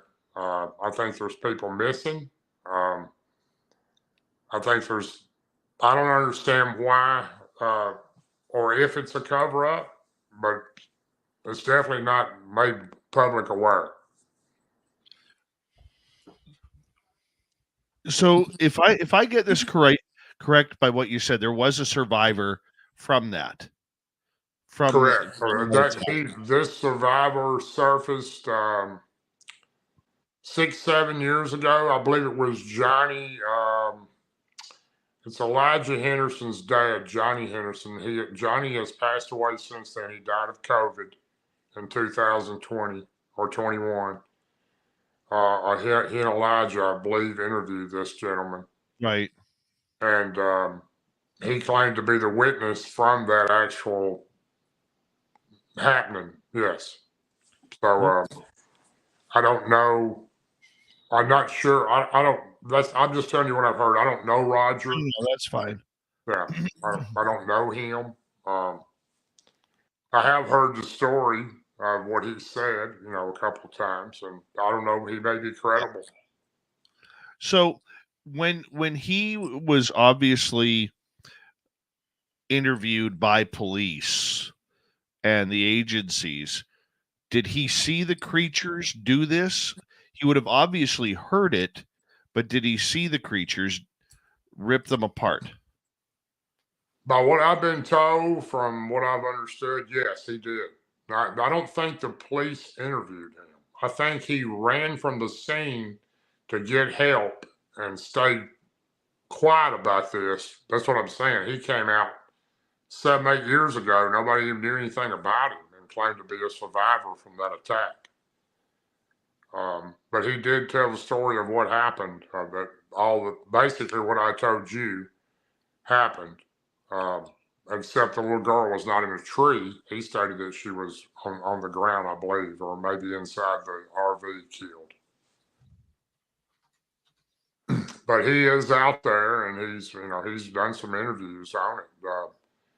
I'm trying to think of Johnny and Elijah's podcast name. I believe it's Cryptid Studies. Cryptid Studies is the name of it, I believe. But they've done some really pretty incredible work over the years. Elijah Henderson, Gabrielle Henderson, his sister now, they both do that. But Cryptid Studies Institute, that's what it's called. But I believe I'm correct that interview is still out there available under Cryptid Studies interview. Cryptid Studies, you can pull it up and probably watch that, what I'm talking about. I think that's the first one that this Roger gentleman was on when he told the story. Right. Yeah, I believe a lot of that's happened. I'm not a conspiracy guy, conspiracy theory guy like a lot of people are. I like to have evidence and really know things are real. I don't have any on that, but there's just too many strange things that's happened in the LBL over the years, and people told us about being attacked or seeing these creatures. Or we had a lady and a man that were in a graveyard. Just went to put. There's probably 100 graveyards in the LBL in the National Forestry, and they're older graveyards. Some of them are 200 years old or older. Right. But some people are still being buried there. They're family cemeteries, and we've had people that we've interviewed talk about going up to put flowers on aunt and uncle's grave and seeing a dogman creature in a tree, and it jumped down and ran them to their car. So Oh, nice. these are credible people. I mean, why would they make something up like that? So, I mean, we're talking about an older couple that would have no reason to come up with this kind of crazy story if it didn't happen. So, I know there's a lot of things that I can't say that I know about, but it's a very strange area. You may go there and have a great time. There's some of these campgrounds, Hillman's Ferry is a great campground to go to. Very little activity, very few sightings ever go on there. It's always full, large number of people there. You don't ever hear any trouble out of that particular area. I don't know why that is, but it seems like the northern end of the LBL has more sightings and more things go on than the southern end. But the southern end seems to have more Sasquatch or Bigfoot or forest people. The northern end seems to have more dogman type creatures. Now, we've seen a creature in March of this year that I've heard of it all my life. I've never seen one, but we have seen. When I say we, I'm talking about Martin Groves and Barton Nunnelly and I. We were close to that bridge that was closed down that goes into that camping area in the middle of the night, and we had what looked to be what I've been told for years was called a skinwalker. I've never seen one. I've heard of them. It ran up a tree, and I sat and watched it run up the tree, and Martin Groves did too. It ran to the very top of this tree, and it got in the top, and it was making a clicking noise. It was a very strange thing. It was communicating with this clicking type sound with a couple of other type creatures like it over in the woods a distance off, and they would click back. So I've never seen that creature before. That was my first time I'd ever seen it. And it was very weird looking and strange, kind of a humanoid looking head, but it ran up a tree just like, moved fastly, swiftly up a tree. And a very big tree. And it went up to the very top of it. There's just, I don't know. It's hard for me to tell you. It's a very strange place. I wouldn't suggest to go wandering around in the woods out there, especially by yourself if you don't know that area. I would stay close to the campground areas or around other people because I know there's some strange creatures in that area, and I don't think all of them are friendly. Why do you think this area is so, or has these dogmen that just seem so angry? I wish I could say that, Dave. I don't know that reason. I'm not sure if some of these creatures couldn't possibly be manipulated, built by the government. I don't know if that they are or not. That's just a speculation. A lot of people think maybe they could be. That area is not real far from Fort Campbell, which is one of the largest military bases in the South, and it's basically the Screaming Eagles, 101st Airborne Division. It's large, but I don't know if that has anything to do with it. It may not have a thing in the world to do with it, but I know Martin Groves and I have been up there many a time. Matter of fact, the particular week that we were up there researching at night, when we seen that large dog man right next to us, we had a black helicopter. We would go into the woods in a certain area and we'd have this black helicopter flying real high up above us. And it wasn't like a Black Hawk or a major, huge military aircraft. It was like a smaller black helicopter. And we noticed it several places we were in. We would notice that thing flying by us or flying right over the top of us, and it would slow down, like maybe trying to see what we were doing. It was very strange. And I started telling Martin, this is kind of strange because everywhere we go, we're starting to see this black helicopter. And, it was like we were being followed by some way or some reason. And I think we were. And I don't know how it was following us, but but it somehow, some way, it seemed like they were. But they weren't at night, but they were in the daytime. But I would possibly say that this area, like I said before, has had a long dark. A lot of people call it the dark bloody grounds that live in that area. I think Joe and Jesse of Hellbent Holler, they're very close friends of ours. They call it that because there's been so many bad things and bad blood things that's happened there. A lot of people think that it was already kind of a evil type place before the dam was put in there and flooded all those people's homes. And a lot of people think, and there's still farms standing there in the woods, complete houses. So, I mean, and a lot of those are, people won't go in them. They claim they're haunted and everything else. I don't know if they are or not, but they're still there because this is an area that was abandoned. But I do think that there's a lot of bad energy in that area, and a lot of it because of all the negative activity that went on, and a lot of these people run out of their homes. And all the great, there's, I don't know how many, there's numerous graveyards that have been flooded. They're underwater.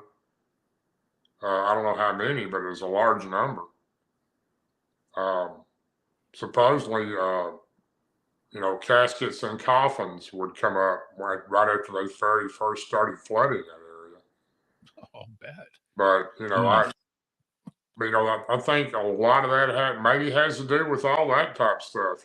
It's a lot of negative energy in that area, and I do believe that negative energy plays a role just as well as positive energy does. So I don't know why, but it had a great history of the dogman type creature way back before it was Land Between the Lakes.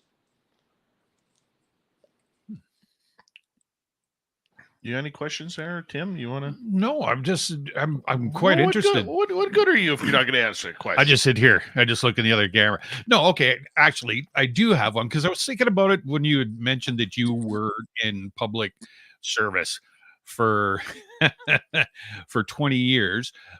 So when you were in that position and whatever, you were the mayor or whatever, were you the Bigfoot mayor, or was that just kind of kept on the down low and you just did your thing? Oh, no, I didn't tell anybody. Martin Groves, as I mentioned earlier, Martin was the chief deputy at that time, sheriff. And he and I were very close friends. And, after he had his sighting, which was about 4 or 5 months after my first sighting, he came and told me one day he wanted to talk to me because he trusted me and I trusted him. And sure, we got to talking about it, and he and I would go to lunch together regularly and talk about this because, there's no doubt Martin developed a PTSD over this thing, and he held it in until Martin didn't come out with his story about what happened to him. I knew about it, but I didn't tell anybody. But he didn't come out with his story until 2022. It was actually the first Dogman conference in the Land Between the Lakes that he came out with that. That was in 2022. Wow. So the first time that he ever told the story. No, you don't tell people that kind of stuff. I had a hard enough time telling my friends that I was hunting with because, I was mayor of a small town but friends with everybody in the county. I knew everybody and everybody knew me, and still know a lot of them, still good friends with a lot of them. But yeah, I had, you just don't go around telling people that you've seen a Bigfoot or a Dogman because, quite frankly, they think you're crazy. Yeah, exactly.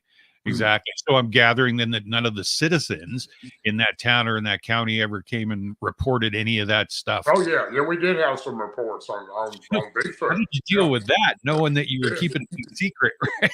Well, there were some certain people in town that I was very close to that had some Bigfoot encounters inside the town that I lived in. Right. And they knew that I knew about them. And they would contact me. And I would send of course, the sheriff's department would go out there and investigate. We had one gentleman lived in a single wide trailer way out in the country, very rural. And he had one coming on his back porch regularly, and it was eating his dog food, eating his dog's dog food. And he would call the sheriff's department every time. He would call me sometimes, say, "Hey, I can't get them to come out here. Can you call them?" And of course, they got to the point where they didn't want to go out there all the time. They thought the old man was crazy. But it's pretty much, there was several people in town and the county that knew that I had an experience. I was close enough to, but you just don't go around telling everybody in the town and the county that you've seen a Bigfoot or a dog man, because quite frankly, if I hadn't seen one, I'd probably think they were crazy too. So, and especially coming from a public official too, right? We voted for this. That's exactly right. Yeah. Because not everybody likes a public official. So right. you may, I never lost an election, but I can assure you, I had some people that didn't like me. So fair enough. Getting back to the LBL for a moment here, with this, it's obviously the Waverly Hills of the cryptid world, where everybody wants to go down there. How dangerous is that area? I've been there and stayed quite a few nights with just me and Martin Groves back when we were going. And I've been there many nights when it was just me and him and Barton, and weeks upon a time, we stayed there and not had any experiences. Then we go in there and have lots of experiences. It's certain times, there's a certain place we stay there that just about every time we go to this certain place to stay, the Bigfoot are there. They'll bang on the side of the cabin or throw rocks on it, or we'd be out next to the fire next to the cabin, and they'll hoop and holler and break limbs. And matter of fact, Barton Nunnelly's interviewing me on one of his podcasts for his podcast that he does, and one of those, and you can hear the Bigfoot breaking limbs and everything else. And I'm telling Martin, well, we got a Bigfoot right behind us. He goes, yeah, I heard it too. And I mean, with a certain area that we go into, but these aren't aggressive creatures. They're just friendly, curious, and trying to get your attention. We go to bed and they'll come and bang a rock on the step, or just sit and tap on it, trying to get you to come outside. They're not trying to hurt you. As far as the dogman areas we go into, I can't use the name of the area that we go into because, it's Martin's spot. He's been going there for quite a few years, and I was the first one that ever went in there with him after that experience. And since then, there's been 2 or 3 of us that's went in part way into the area, but not all the way into the area where this actually happened to him in 1993. But there's just certain areas that we go to that we just recorded in March. I mean, Barton, I recorded it on my phone. We use several things. We use a silent dog whistle at times, because a lot of times we'll get a response from one of these creatures. We also use what's called an Aztec death whistle that Barton has got down pretty well. It makes a really strange noise for a long distance, and we got a reply this time, several times, from that by using that. We also have used what's called a shofar, which I would suggest do not use a shofar unless you know what you're doing. It's an ancient thing, and it's used regularly in, I understand, in Israel, in different type receptions and ceremonies. But there's a certain type you can use that supposedly draws in creatures. But anyway, this particular sound that's called an Aztec death whistle that Barton had used that night, it was Martin we drove to our certain location we go to regularly. Martin was driving. Ron Moorhead's in the front right passenger seat. Barton is in the rear behind the passenger. I'm behind Martin in the rear. And we stop and get out. Barton and I do. And he does this call, and we got 3 responses from this call.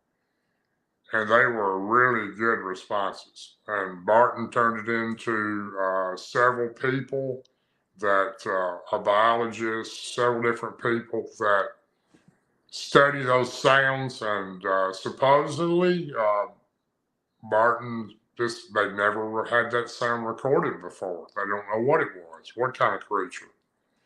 But it is available to hear. We've got it. Barton will gladly play it for you. I have it myself, but it's a pretty crazy response from some type of creature when we did that in the deep woods of that area. So, there's just so many things that we've done up there and things that we've seen, different type creatures. I don't know what these creatures are. We've seen something that looked like a bear on the side of the trace, that main highway that goes in there. This year. It looked like a bear sitting on the side of the road. It was watching us as we drove by, and we stopped, but it didn't have a bear's head. It had a head more like a kangaroo. It was very strange looking. I never seen anything like that. But 3 of us seen it, and we tried to get pictures of it. It was in the dark. Our headlights hit it. And by the time we got back to it, we couldn't find it. But there's so many strange things up there that I don't even know where to start that we've seen over the years and things we've heard and experiences we've had. Do you think then that this area has some sort of spiritual darkness to it in order to create this evilness that seems to ride there with the dogmen? I think anything's possible when it comes to that. Some type of omen base, maybe something so bad that it kind of like, as Joe and Jesse say, blood stained the land. Maybe that is possible. Maybe something like that's going on. I don't really know, but I do know that I've been to a lot of places and a lot of places that are really remote. Blue Ridge Mountains. If you've ever been to the Blue Ridge Mountains, you can get lost there easily because those mountains go forever, and there's not always trails to take. And I've been to Daniel Boone National Forest, which is really eerie. I've been to a lot of places. East Tennessee, up close to Scott Carpenter's area. There's some strange areas up there. But when you go into the LBL, when you drive in the entrance, and I'm talking about a newcomer. We had, in January of 23, we had 6 friends that followed us up there just to have a cookout, not to camp, not to spend the night. We were going to cook out at the very end of this camping area. And we did. We cooked out and had a meal. And, they even said, when we drove in, we got the weirdest feeling. And you get that feeling. When you drive in the entrance, you get this weird feeling like, it's just a different place. It's not, I don't even know how to explain what I'm saying. It's just a feeling you get. And these people mentioned it to me and the rest of us, Martin and Barton, before we even mentioned it. Had the weirdest feeling when we drove in here. And, when it gets dark up there, it's a whole different world. Oh, yeah. You can't see your hand in front of your face. I can tell you that. It's that dark. So, I've been in those woods in a point by myself, and Martin will be on another ridge a good ways from me, and Barton will be a good ways from me, and Ron will be sitting down next to the truck on that end. And, you're up there by yourself, and you're in the woods, and you hear some really strange things going on. And I've had things walk up really close to me, and I know some of them were Bigfoot because I could tell by the noises they made. And you could, when I shine my flashlight, I'll catch something like going by and knowing what it might be. But it's really a gamble that you're taking. we don't do that as much as we used to. Now we pretty much stick together where we go and set because you don't know what kind of creature you're going to run into in there. All these dog men aren't friendly. All these Bigfoot aren't friendly. And I do believe that some of them would hurt you, maybe kill you. And there's other creatures now that we know are in there that we didn't realize even existed in there. So, what do you mean? What kind of other creatures are there? Well, that's what I was telling you. We seen this thing go up a tree that looked like one of these skinwalker looking things that I've seen pictures of. And I've never seen one of them until this last March. And, I wasn't the only one that seen it. 3 of us seen it. But this bear looking thing that had a head like a kangaroo, I don't know what that was. But we know there's other type of creatures in there. And I don't know how you identify any of them. But we know what we've seen, and we've heard some noises I can't even explain in those woods at night of some type of creature that I don't know what it was. But it's just an area that, a lot of people say, oh, it's just an LBL, it's just a myth. Don't worry about it. Everything will be okay. And my suggestion for those people is if you really feel that way, please don't go in there by yourself. Have 3 or 4 people with you. It's an area that you're not supposed to carry a firearm unless it's hunting season. So if you're going in there, you better be close to your vehicle so you'll have an escape route if you're going to be that brave and act like there's nothing there to bother you, because you don't know what you're going to run into in there.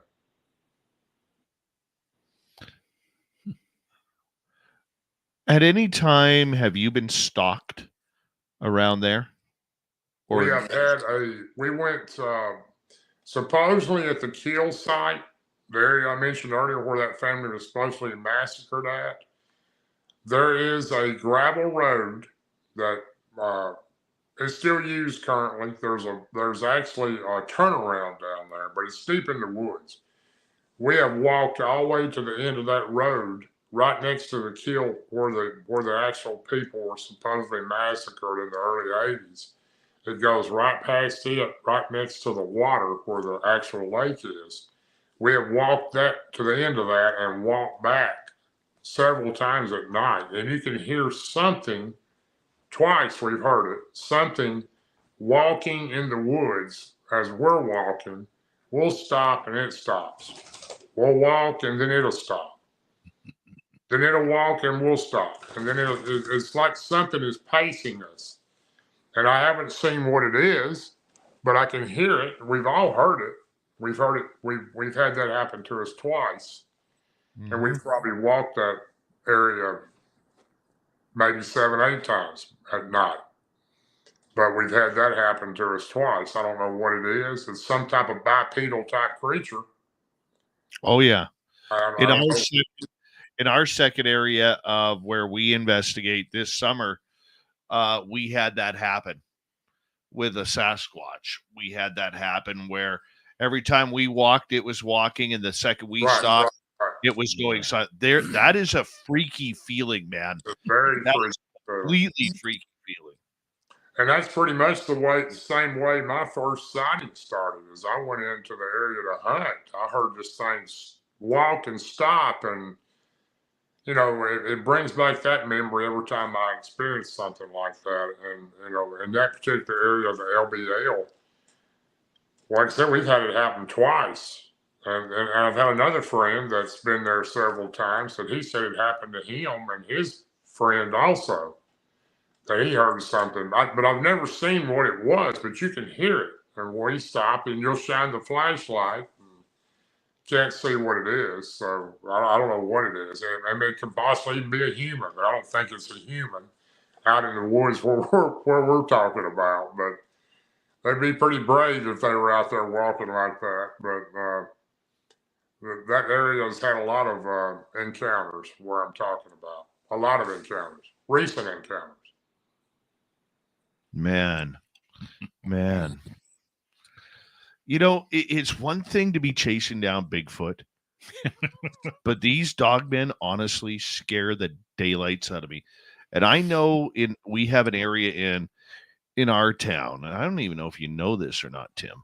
No, I don't. By the way, how you doing? Good now. But on the 500 road Yeah. in the back over here, Yeah. there's dogmen there. No. Yeah. Okay. One of the elders from Canham told me that he and his brother were out hunting for a black bear. Mm-hmm. And they saw two black bears standing up on their hind legs. Mhm. Brother scopes in on one to take one of the bigger one out. Sure. And all of a sudden lowers his rifle, says to his brother, "We got to get out of here now." Really? He goes, "Well, take the shot of the black bear." He goes, "That's not black bear. That was it was Dogman." Get out. Yeah. Jeez. No, I never knew that about that down there. Yeah. All right. You know, I tell you, those dogmen, the very first one I seen was so different than the second one I seen when I was with Martin. The very first one I seen was, it just looked like a massive German Shepherd. That's what it looked like, a solid black German Shepherd that stood on two legs. Oh God. But the second one I seen with Martin Groves was like, it made me start believing in portals and that type of stuff after I seen this one, because I already believed in portals anyway. I'd never seen one except the one that Scott Carpenter showed me. And you could actually see a creature almost coming out of that one. And Jennifer Appleton, very close friend of mine, that's one of my admins in my group, has got an incredible picture of a Bigfoot stepping out of a portal in the middle of a thunderstorm. So, but I'd never seen one before. But after I seen what Martin and I seen in October of 2023, I'm sorry, October of 2022 is when we seen that. I can't say they don't exist for sure, because when we first witnessed this thing, it was to the right of me in a ditch. It was actually a creek bottom right next to the gravel road. And we're doing like 1 mile an hour. We had just gotten our truck. We were in the middle of nowhere. We stopped and got out and sat on his tailgate and had a snack because we hadn't eaten that evening. And this was like 12 o'clock at night. And this thing, when I seen it to the right, my window's down. I had my arm hanging out. It's 5 foot from me, 7 foot to furthest. And this thing is laying in a ditch. It's looking right at me. The head is massive. The head is as big as half the windshield of the truck. And it's got mane around it like a line. Well, it goes from a blue-looking mist into a creature that I could completely see the whole creature's body, as it looks like it's stalking me. It looks like a cat does when a cat's crouched down ready to jump on a mouse or something, and it's looking right at me. I looked over at Martin. I said, "Are you seeing what I'm?" And by that time, he looked at me and he goes, "Oh yeah, how can I not see it?" He's looking right at it. We stopped looking at this thing, and it goes from a blue, misty-looking color it went from a mist to a creature, and then it went to completely silver color. And the very tips of its hair on it was like light on it. You could see it lit up. And this thing gets up, it walks up out of the ditch, it looks right at me, and it goes down the side of the truck. It goes around the back of the truck. It goes to the left. About that time, I get sick. This thing zapped me. I'm feeling like pressure on my chest, and I had a headache, and I was kind of dizzy and blurry. Martin is slumped over his steering wheel. He's so sick. He's hollering, "I can't breathe. I can't breathe." And I'm weirding out about him, thinking he's going to pass out. We're in the middle of nowhere out here, and he's gotten zapped by this thing. The whole truck smells so bad that it was making him sick. And it goes around the truck, and it goes through this field on the right-hand side of us. And I've got my flashlight, a big bright one, shining it on it. He's got his. He's laying on the steering wheel, still shining in the area.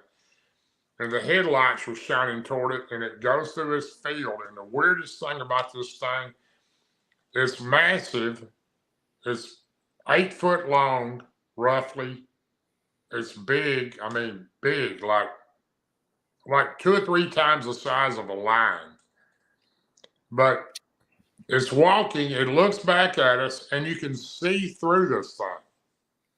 Now it's like a total, complete creature walking, but it's transparent at the same time. Oh, And Jesus. it goes up we watch it walk till it disappears, and we could hear it breaking limbs and stuff going up this real steep hillside as it's walking off.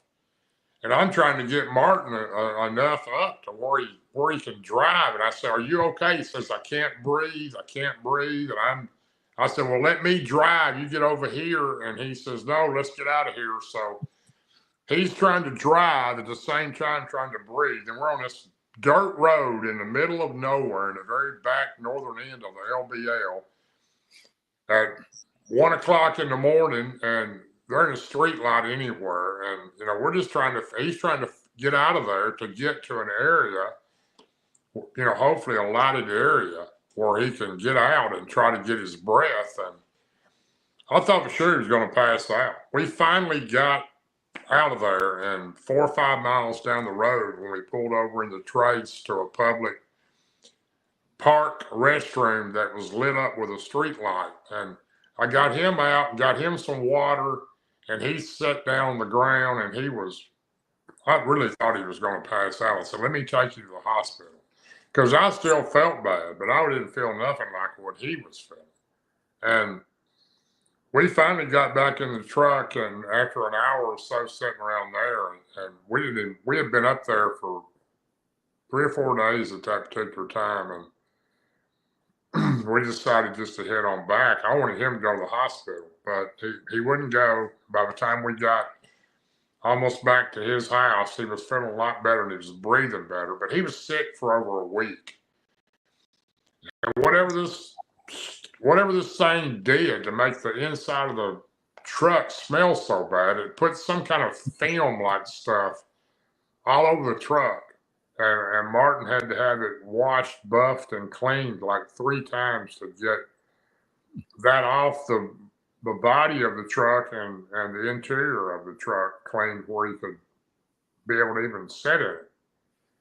So I don't know what it was that it let in the truck, some kind of terrible smell. I don't know, but it was really terrible.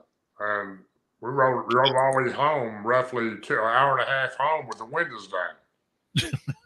I guess so. Well, I can tell you, I go through the same thing when I'm out hunting with Tim. It's horrible.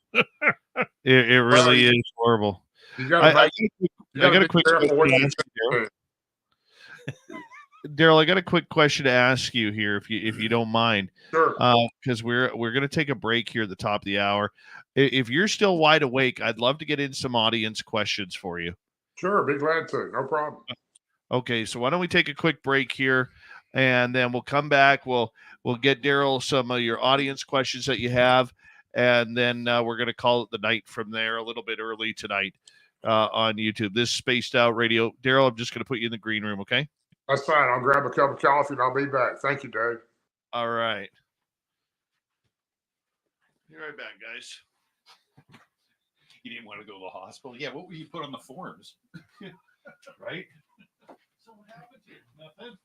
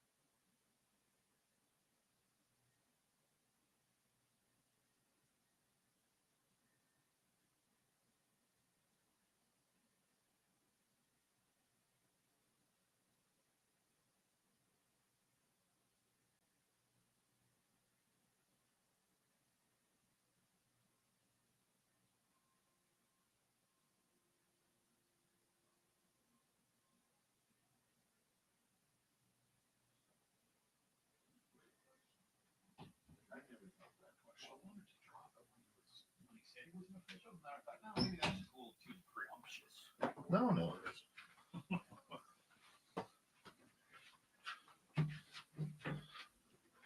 All right, so we're going to get to some audience questions here momentarily, and then we're going to call it early tonight because we have to do another sound check here to make sure. Check 1, 2.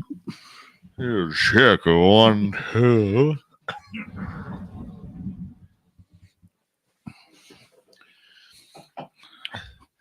All right, we got Darrell back. Darrell, thank you for sharing that story, man. Very cool. Very, very awesome. Very Sure. awesome. Glad to, Dave. Thank you. All right. First question comes from Derek here. Did Bigfoot ever tell you where they are from, this planet, dimension, etc., how long they've been in existence? No. I just asked them if they were from the heavens. They looked at me. I asked them numerous times where they were from. I said, are you from another galaxy? And they did this. And I said, another galaxy. They did this. All right. They never gave me a planet name or anything like that. I got 2 words out of those creatures in nearly 4 years. And after I told them numerous times what my name was, 2 of them finally gave me their name. It's only 2 words I ever got out of it. Besides bye. When I left, I would say, bye, I'll see you later. And I could hear them, the rest of the clan, going, bye, bye. Oh, I would love to have That's that so with ours. cool. Oh, yeah. The Doug Shelby wants to ask, hey, Darrell, from a fellow Tennessee boy, does Oak Ridge have anything to do with it? You know, that's a good question. Oak Ridge is a pretty mysterious place. There's been a lot of government projects going on there. I don't personally know of anything, attached to Oak Ridge, but I could see how it could be a possibility. Next question comes from Luna. Any bad vibes these victims reported before their incidents, sensations that these areas bring forth vibrational wise? I've had some people with us that had some weird feelings about the place. I guess that would be what you call a bad vibe. Me personally, I have some type of thing about me, and Martin does also. And Ron is just super with this kind of stuff. Ron is I don't know, Ron is just such a wealth of knowledge. He's so open-minded and he's so understanding about the energies and the possibilities of how they can transfer that. Just an honor to be with him and research with him. But no, I can't think of anything right off. Normal stuff for what I call for us. It's normal stuff. We do get some weird feelings ourselves. And I've had other people, like I said, tell us when we went into the LBL, that area, that they felt a weird feeling just going in the entrance. All right, let's move on to another question here. This one comes from Blue Cruz, who is asking, do you have any additional information on the 1981 incident in the LBL regarding, we talked about that, or tall humanoid giant with 2 rounded knobs on its head. Okay, this seems different. Regarding a 14-foot tall humanoid giant with 2 rounded knobs on its head that was taken out by the Army's 101st Airborne? I don't personally have any knowledge. I've heard different stories, but I don't know that any of those are true or credible. I don't have any knowledge of that. I've heard lots of stories of Army being called in there, and I know for a fact in October of 22, I know for a fact that the military was called in there. I don't know. I don't know how many Rangers are actually employed at the park now. There's nowhere near the number there once was. But there was a large presence of Rangers up there this particular time, and supposedly there was some type of incident. I don't know exactly what it was, but it was on the south end of the park. And they had all kinds of local PD, state patrol, and forest service people, rangers, more than I'd ever seen in this one area. Something took place up there with helicopters flying up above too. I don't know exactly 100% what it was. We think we know, but we're not sure. But it's hard to get information on that type of stuff. So I don't know of anything personally. All right, let's go over to War Criminal here. Darrell, have you ever encountered the little people? There's my brother, War Criminal. How you doing, buddy? This guy here, War Criminal, has been there with us many a time. He is a great researcher. He's just a great guy. No, I haven't. Matt is his first name. He goes by War Criminal. Very good friend of mine. No, you and I have talked about this. Barton Nunnelly is the only person that I personally know closely that found a tiny arrow and I think a bow actually etched out stone in the woods that he feels like a little person made because it was tiny. But no, I've never seen one myself. No. Good to see you, Matt. T-Bone wants to know, Darrell, have you ever witnessed the spider crawl or the slide glide? Spider crawl, yes, several times. War Criminal has too. The guy just left. He and Gabrielle Henderson and Elijah Henderson. We were at LBL in May of 2023. There was 3 teams of us up there camping at a cabin in the area that we went to. We have a meet and greet up there occasionally, 2 or 3 times a year. And War Criminal and Elijah and Gabby Henderson were in his vehicle at a certain place we go. This was a very strange night. War Criminal witnessed it. 4 other teams. There was 4 teams because Martin, Barton, and myself stayed at the camp while 3 teams went out to certain areas. We were sitting at the camp and the moon was clear. It completely changed to reddish orange for about an hour. Out of nowhere. Strangest thing that it sounds impossible. This actually happened. And War Criminal was a witness to it. And they were going down this particular road, going to an area they were going to. And while this moon was changing, and they witnessed, he and Gabrielle and Elijah, I think War Criminal said it was hundreds of snakes crossing the road, just hundreds of them. And behind them were deer running, herds of deer. And not very far from that particular spot, they witnessed a dog man spider crawling across the road.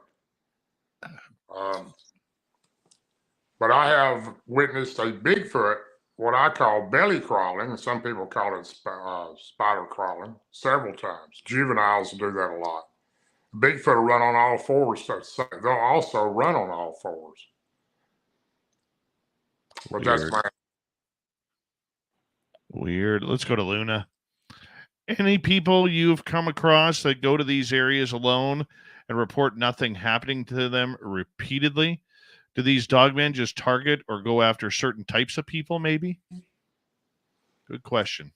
That is a very good question. I've had people ask me over the years that does it make a difference by your blood type? I don't know that it does or not. It could. I don't know. You're talking to a guy that didn't believe in werewolves or dogmen. I never even heard of one until Martin Grove had his incident in '93. And when he started telling me about it, I had to believe him because I knew what I'd seen. And then since then, he and I've seen them. But, I think, yeah, that's a possibility. I think there's certain people. I know for a fact that for some reason, Bigfoot finds me when I go into the woods. I don't know why. I don't understand it, but I do believe that. And they don't, the good ones anyway, don't seem to fear me. They're curious and they're watchers anyway. They like to watch you. So, yeah, I would say that that's a real good possibility. Some people are more accepted to Why? Maybe blood type, maybe the person they are, maybe their heart, maybe their intentions. It could be a combination of that or one or two things. I don't know. All right, let's move on here to another question from Polly. Is Bigfoot an ET or an ET product or a parallel dimension entity? I don't have any idea that they're an extraterrestrial. I guess anything from another planet would be listed as an extraterrestrial. Um,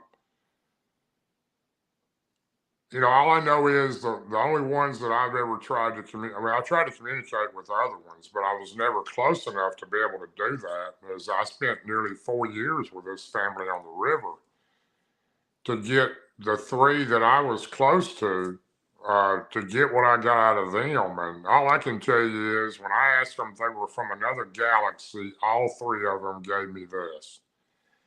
Now, if they were lying about where they were from, I don't know why they would, but maybe they were. But I can't imagine all three of them shaking their head up and down at the same time, not knowing the question, but that was what I got out of them. So I do believe that's where they came from. Let's go to Luna again. First off, Simon, the LBL is the land between the lakes. Correct. That's what that is. Luna is asking, any interactions or contact with David Paulides, police officer turned author of mysterious disappearances that include dogman-like stories by survivors? I'm a big follower of Dave Paulides. I really think the world of Dave. I don't know Dave personally. I got to call him as a friend. I do appreciate his work and think he does an incredible job. I think I say there's probably stories of people. Well, I know there's stories of people from interviews that Martin has done and things that were people that were either attacked or tried to be attacked by these creatures in the LBL. I don't know if Dave Paulides has had any experiences with people being attacked by dogmen or not. I don't recall ever hearing that. And I've listened to his show a great number of times, and I'm a follower of Dave Paulides. So I hope I answered that question how you wanted it, but that's really the only way I know how to answer it. All right, let's move on to Luna again. Any members of a church gone to these areas with you? Spiritual warriors have an impact on shutting down potential of these paranormal experiences. I've never had anybody that, never had anybody like that I'm not go with me, no, or our group that I'm aware of. Now, Elijah Henderson is very spiritual, him and Gabrielle, very spiritual, good people. But they go there too, and they go with us. They freaking up there with us quite often too when we have our get-togethers. So, and I would call them probably the most spiritual people that I know that come up there, yes. All right, let's go next to Kira. This will be our final question tonight. Darrell, have you ever experienced a healing from the Sasquatch? Can you briefly describe if you have? No, I have not, but I do believe they can. And I'll tell you why I believe they can. In 2015 or 16, I can't remember what year it was. Michael Patterson, not Mike Patterson from Canada, but Michael Patterson from Virginia, and I had been talking for quite a while because we had both had experiences with my experience and his experience with Bigfoot, or what I call the woodbugger. And he called me up. We were regularly talking, me and him and Martin Groves, and he called me up, and we had just started the very first, what I believe to be the very first Bigfoot group that was on Facebook, and it was called Blue Ridge Sasquatch and Crypto. And Michael calls me up and he says, "Man, you got to listen to this guy. You're probably going to think he's crazy," because I kind of think he's crazy too. But after I listened to him, he's had some similar experiences like you have with the ones on the river. And I said, "What are you talking about?" He goes, "He's got 3 or 4 DVDs out. You need to listen to these things. They're called The Great Reveal 1, Great Reveal 2, 3, and 4. And he says, you need to listen to him. His name is Dr. Matthew Johnson. And I said, who? I never heard of this guy. Didn't know anything about him. I said, okay, I'll take a listen. So I listened to all of his tapes. The first two tapes really got my attention because they were so similar to the things I'd experienced to the ones on the river with the X's and all the different things. And he had called these creatures the Xanu. The X that the creatures I had on the river, they used the X symbol, and the ones he had in Washington State used the X symbol, and he had communicated with these creatures a lot better than I have. And he called them the Xanu, Xanue, and that was what the X stood for. That was the type of creature they were. I learned a whole lot by listening to his tapes because I was really shocked when I listened to him because he had experienced so many things so similar to what I'd experienced with these creatures. And, I had other people say, that guy's crazy. I ain't gonna listen to anything he's got. I can tell you one thing. Matthew Johnson is a very smart man. I do believe a lot of things that Matthew Johnson, maybe everything may be true, but I know a lot of it is true because I experienced it myself. And he has personally had people come to his Camp Xanu and lay on a stretcher next to the woods, and his creatures have come in. I haven't been there. I'm only telling you what I've heard from him and people that's been there, and touched them and healed them. Dr. Johnson also was in his tent in the forest before he had Camp Xanu, and he had some type of real bad ulcer type thing in his leg that couldn't be operated on. It could potentially kill him. And one of these creatures healed that from him. He says that happened, and apparently it did. The doctors didn't fix it, and it's supposed to be healed now, but I'm just going by what I've been told. I've never seen a healing by one of them, but I do believe Dr. Matthew Johnson is a truthful, outright, straightforward guy. I'm just seeing if there's any more here that I've forgotten about. Tim, do you have any questions? No, I think I'm good. Boy, you contributed tonight. I know. It was I'm exhausted. Tim did a great job up there. Tim did a great job. Tim does a great job. He's still a rookie to all of this. Yep. But he is doing absolutely fantastic in his knowledge, and he's quickly developing an audience for his UFO stories and everything. But every day is a learning experience for him. Totally. But you know what? Anybody that says they're an expert, you better watch out because I can assure you I'm no expert. But all I can tell you is what I've experienced and what I've encountered, and that's all I can explain to you. If I don't know the answer, I'll just tell you I don't know because I wish I knew a lot more than I did, but I don't. Darrell, thank you for staying up late for us. I know you're getting pretty tired and everything, but glad to be here, Dave. I'm honored to be here. Thanks for having me, buddy. Anytime you want to come on the show, you just let us know, and we'll make sure we make some time for you. Okay, my man? Hey, I certainly appreciate that. Like I said, I'm honored to be here. Thank you, Dave, and thank you, Tim, also. So we look forward to being back on again sometime. I enjoyed it very much. Thanks, everybody in the audience, for checking us out and watching, and thanks for the messages. And if you would check out my group, Bigfoot Believers and Other Creatures, if you're not in it. And we have a really fast growing group and have a good time. We don't allow any criticism or ridicule. So it's a safe place for you to be. So thanks you, Dave, for having me. And Darrell, I'd like to check in with you. We'll get you booked for like January or something because I'd like to check in with how your season of investigation is going. And we'll be going out our first time around the 21st of the month through probably about the 27th, somewhere right around there. So that'll be our first adventure of the year coming up. Okay, well, you let me know because I want to make sure that we're able to get an update from you in your area. Hey, sure. I'll be glad to, Dave. Thanks a lot, man. I appreciate it. Darrell, you're the best, buddy. Thank you very much. Hey, you guys are the best. Thanks for having me. I love your show. And there again, honored to be here. Y'all have a good evening. Thanks, audience, for watching. All right, Darrell Denton, everybody. And before we close it out tonight, I want to say a quick thank you to T-Bone ×2, Richard, Deb, and Richard, Deb, Simon ×2, Walter, Wilford Brimley and his mustache. Hey, he and his oatmeal. He beat the diabetes. So.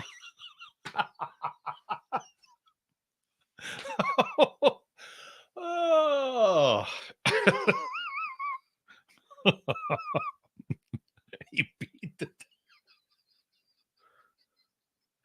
Oh my gosh. Too soon? There will never be another mustache like his. Hell no.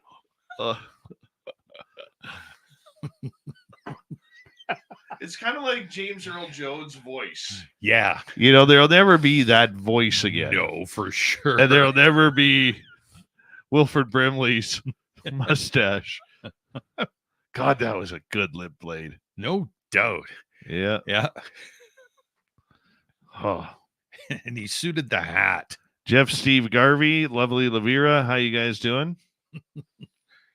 Well, it's a short but sweet one tonight. Yeah, no doubt. I'm gonna do. Let's do this test when we're here on Sunday. Okay.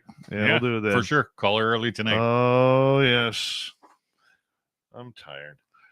Yeah, and it's Friday, and you never shut down early. I know. You know what? I'm going through guilt right now. Guilt's an emotion, and emotions are controllable, Dave. Yeah, let's see what Joe says.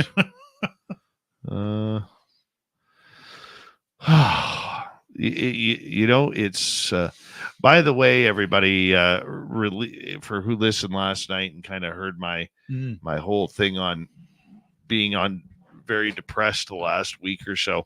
This guy here has really helped me out this week. Really helped me out.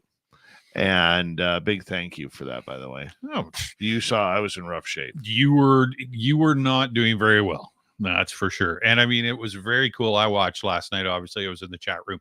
But yeah, that took a lot. That took a lot to bear it all and just throw it on the table in day 101 like that. And you know what? If more people did that, you'd probably find that there'd be a lot more help. And I mean, don't ever be afraid of it. I've been there. Yeah, man. Good for you. I had a good day today. Yeah.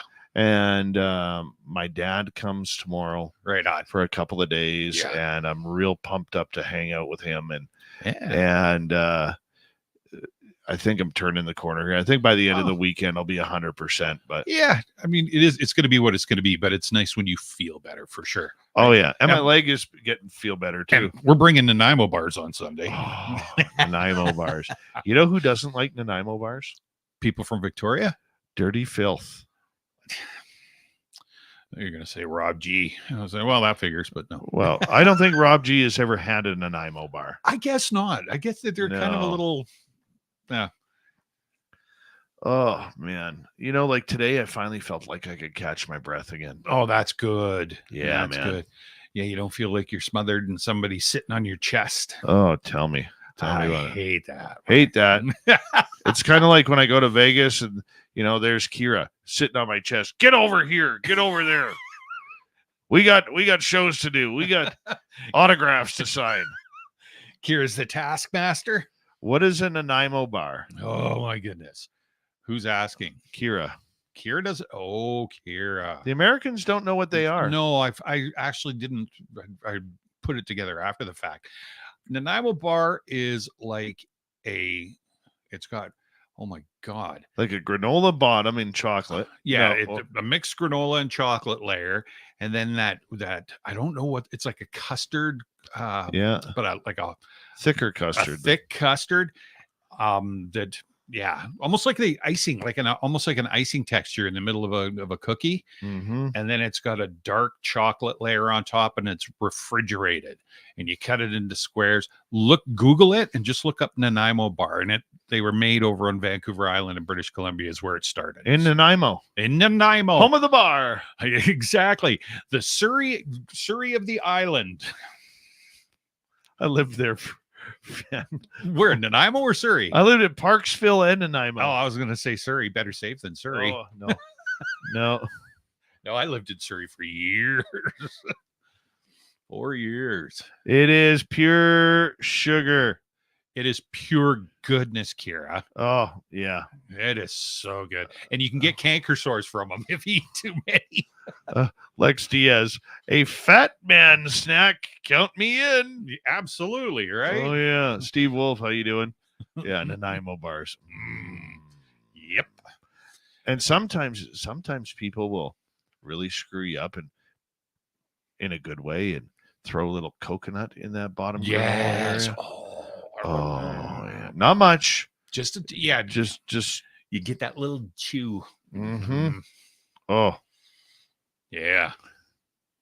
Ooh. Somebody's saying that you wore a mask too. Do you wear a mask? I wear a mask? Yeah. No, only during COVID I wore a mask. I did. No, I used to wear it like that. My nose, because I was working customer service, and people would say, "Hey, is that the way you wear your underwear?" And I said, "Who said I wear underwear?" Right? Yeah, I stopped wearing one right after I watched 18,000 people in a hockey game at a Canucks game. I was watching from a restaurant. Yeah, in a recycled air building. When locked in for the game, because they didn't allow people to go in and out. No. When they were sitting in the stands watching the game, they had their face diapers off. Yep.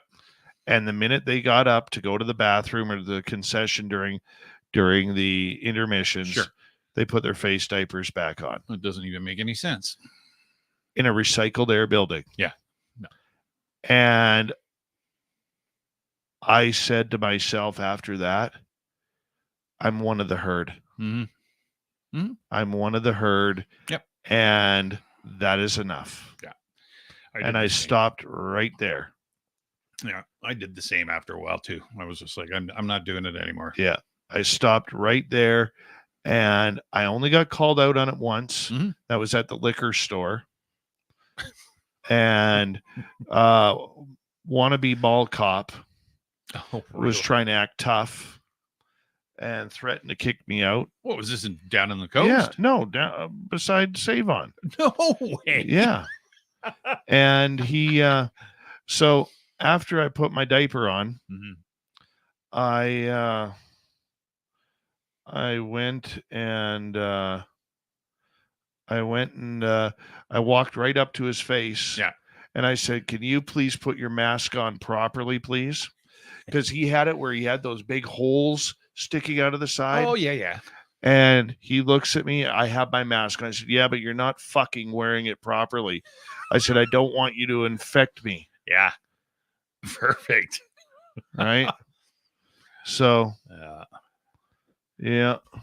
Well, I was not a fan of the mask. That's for sure. Oh, no. After that, I actually would walk into Save-On after that, because I figured I only went into stores that were thinking logically. Yeah, I get it. And I went into Save-On one time, and I had this guy, and he looked at me, and I looked at him, and I could see underneath his diaper he was smiling. Yeah. And he nodded at me, and I said, "You could do it too." Yeah. Yep. I said, "That's how we stop the insanity."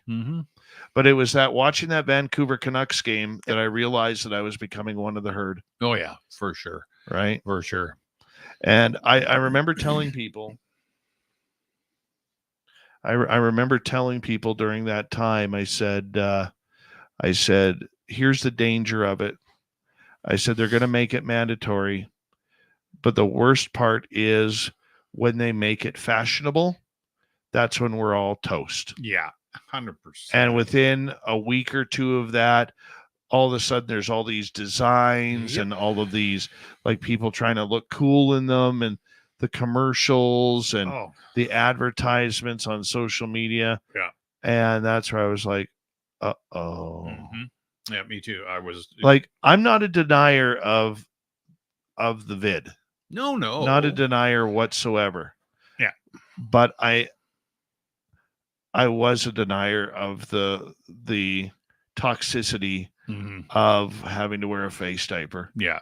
When you didn't have to. Even my doctor, do you know Dr. Omer? Yep. Okay. He's my family doctor. Oh, okay. Yeah. And he even told me, it's like it's just control. Yeah, exactly. That's all it was control. No, that's the old family doctor I had was basically saying the same thing. He goes, you know what? It is what it is. And, you know, if you don't want to wear it, don't wear it. Yeah. I was like, okay. So, but you know what? I know people who had it bad. Yeah. Like very bad. Mm-hmm. My friend's wife still hasn't recovered. Oh, yeah. Right. And fortunately, I didn't know anybody who passed from it. Mm-hmm. And I'm not going to get into all that or anything, because I know like my buddy and his wife have been together since they were teenagers. Mm-hmm. And, you know, every day he's now having to care for his wife. Yeah. No. And, but it was that 18,000 people in the hockey rink that did it for me. You can't look around and go, mm-hmm. Yep. 18,000 people. And now there's probably going to be people who hate me for even bringing this up, but I don't care. Remember, I told you the other day, I'm 51. Yeah. I don't have any fucks to give anymore. That's it. I really don't. The field is barren, man. Mm-hmm. I don't. No, it's just an opinion. I'm not saying that anybody's wrong for doing what they did. That was my opinion. Exactly. Remember when we were allowed to have opinions? And we'd respect each other's opinions even if we didn't agree? Remember that? Weird. How does that work? I don't know. I don't know. Yeah, for sure. You know, but it is what it is. Exactly. Like I could just feel, you know what the worst part about being an empath right now? I could feel the audience. Can you? Oh yeah, I could feel the audience right now. Yeah, everything looks good. No, we're not. Nobody can cancel me from this show because it's mine. My show, right? It's mine. Go ahead. It's mine. Oh, it's all good. Right? Yeah. What is it? I hope he didn't cancel. No, I'm not being canceled over this. Exactly. Just one of those. Dave? Huh? Are you in there, Dave? I am. I'm just reading the comments. No. It's the cancelers coming to get you. Mm-hmm.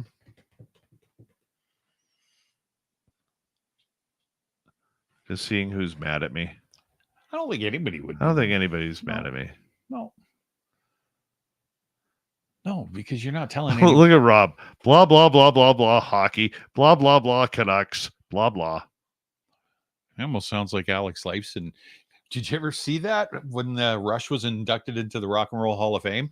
Alex Lifeson got up and, Neil Peart gives his speech and Geddy Lee gives his. And Alex Lifeson gets up and he goes, blah, blah, blah, blah, blah. It's on YouTube. And it's 10 minutes of him just going blah, blah, blah, blah, blah, blah, blah, blah, blah, blah, blah. Like he doesn't even speak. Right? He just says blah the whole time. It's hilarious. Oh, the way he does. He's a good guitarist. Phenomenal. Oh yeah. There's all three of them. I mean, would you put Alex Lifeson, because he's so underrated? Totally. Like, I think I'm probably going to take heat for this now too. I think Alex Lifeson is more talented than Jeff Beck. Ooh. Or Keith Richards. Keith Richards has got a style. He isn't the greatest He's player, exactly right? It's like I can't figure out for the life of me, and please correct me if I'm wrong here for a second. Oh, Since I'm already on a roll and I don't give her. and this is my I don't give a Get fuck the fuck off my lawn. Exactly. Right? Yep. Bring on El Avni. How do I bring him on when he's not even Is he under contract with you or something? No. I don't know. Oops. Rob tends to think that you and I are El Avni, and I think Rob's just a fucking shit disturber is what it is. No, he's total shit disturber. But here's one for you. Okay. How in the hell does Eric Clapton get into every top 10? I don't know. Everything about Eric Clapton is boring. His songs are boring. He's boring. His guitar playing is boring. Okay. Yeah. You know, he's the kind of guy who walks up to his girlfriend or wife and says, "Tonight, I'm going to make love to you."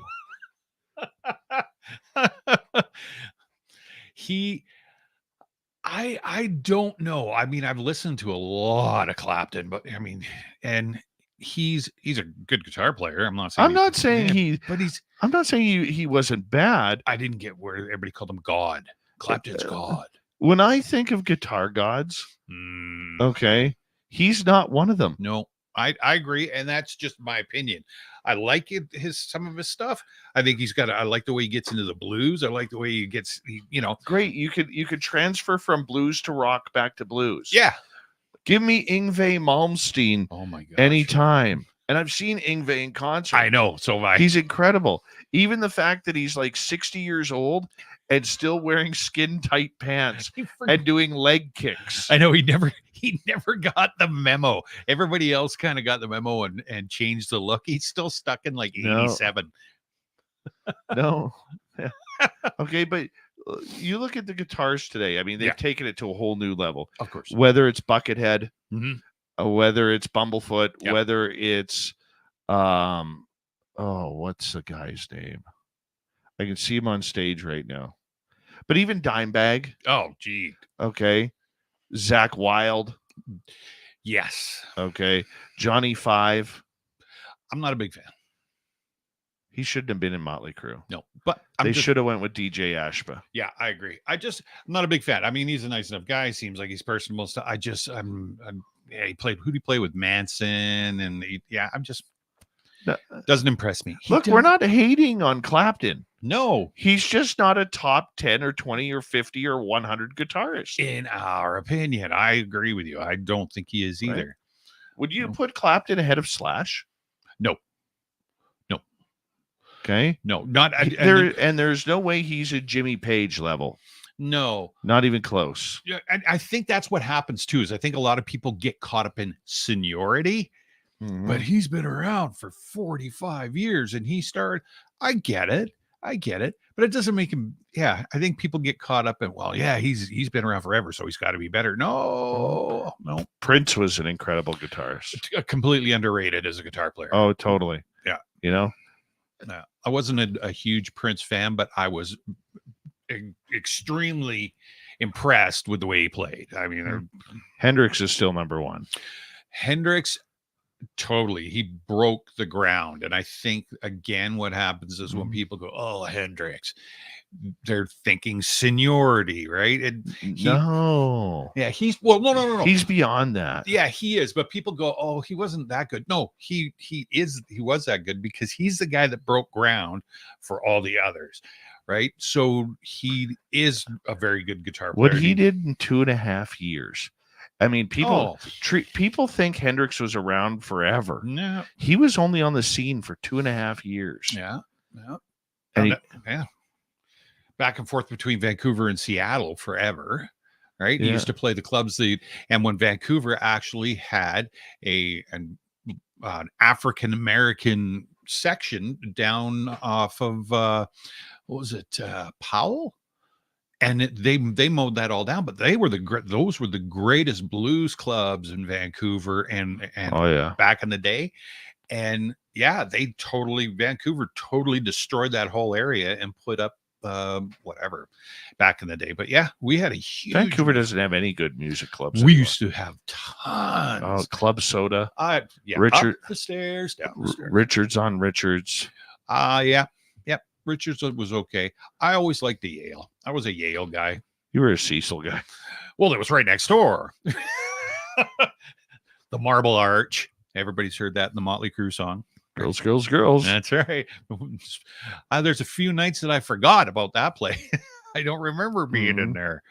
Holy, the 5. Never been in there either. You notice I'm quiet right now? I met Pavel Bure and Gino Ojek in the 5. Yeah. Yep. Yeah, that doesn't surprise me. No. Yep. Just saying. Eric Clapton's not top 10. No. No. Oh, we were talking about guitars, not strip clubs. Got it. Hold on. 2009 and 2023, Rolling Stone named Clapton the 35th best guitarist of all time. Yeah, that number should be about 350th. Look, he's good. He's good. He is. He's okay. He's good. Yeah. Right. Well, he was part of some classic. He was in the right place at the right time too. I mean, Stevie Ray Vaughan. Thank you, Area 51. awesome. Incredible. You ever see that one video where he's doing a solo and he pops a string, and they change out guitars while he's doing the solo? I can't say that I remember seeing it. Oh, dude, it's fantastic. Doesn't even miss a beat, and his guitar tech was so on point with everything. Oh, that's the one guy I always wished I would have seen. I never got to see him. Lightwalkers, don't worry about Vancouver. Just look at the pictures. What's that? Can't wait to see Vancouver. Oh, yeah, just look at the pictures. Vancouver's all right. Vancouver is a beautiful city that hides one of the worst areas of the world very well. Yeah. Okay. The people, for the most part, Mhm. Vancouver now likes to, brag about its ethnic diversity, which I think is fantastic. Sure. Okay. Big fan of that. Mm-hmm. But Yeah. finding a nice person in Vancouver that isn't a tourist is damn near a needle in a haystack. Vancouver used to be, it used to be a super, super personable place. Oh, yeah. And then, everybody kind of got self-involved over the years, I guess, whatever. But you know who had a super nice place? People that remind me of what Vancouver used to be like? Portland in Oregon. Going to Portland, Oregon, man, everybody's so nice. You go down there, and I'm a tourist. It was like, we're just trying to find this bookstore, this monstrous bookstore. And they're like, no, it's just over here. Where are you from? And hey, what do you think of Portland? Well, we're no welcome. And I had nothing but good vibes in Portland. Really cool place. Oh, Lightwalkers going up to Kamloops 2 in Kelowna. You'll enjoy the drive. Yeah. When are you going? Because the one highway will maybe close. Yeah, true, right? Oh, I don't know why anybody drives a Coquihalla in winter. I hate the Coquihalla. Oh, Yeah. You're the kind of guy who had a bumper sticker on his car that said, I drove the Coquihalla. Do you want to know what the truth about that is? On the very first day, you had that bumper sticker? Yeah, but we showed up drunk. Me and all my buddies. Mm-hmm. And my buddy had this rusted old piece of crap. We showed up for the first day to drive the Coke, and the ladies and everybody were slapping bumper stickers on. You have we got bottles all. We're all just like, eh. So my buddy Lance gets out the car and it says, we drove the Coquihalla on opening day, and he takes a Sharpie and writes pissed. We're driving up the Coquihalla on opening day drinking beers. Yeah. Mm-hmm. Mm-hmm. You'll love Kelowna. Kelowna. Lightwalkers, you'll love Kelowna. Yeah. Hi, Les Paul Holland. And he's going to Kamloops too. Hold on. Let's go to Les Paul Holland's photos here. Oh, all of his guitars. Have you seen them? Yes. Oh, I know. Oh, he befriended you? Or you befriended him? I can't remember. I think, we Hold did. on. Let's go to Paul's photos here. Hold on. Where are we? Well, got to get through all the grandkids first. Oh, here's the beautiful collection that just melts my heart here. I've seen that he changes his profile picture, or when he changes his profile picture. Yeah, hold on a second. Is that it? Here we go. Oh, yeah. You putting it up? It'll be up in a second. Oh, okay. I'm just curious. Oh, look at that. Look at that. That's one. That's two. Hold on. Yeah. Here comes two.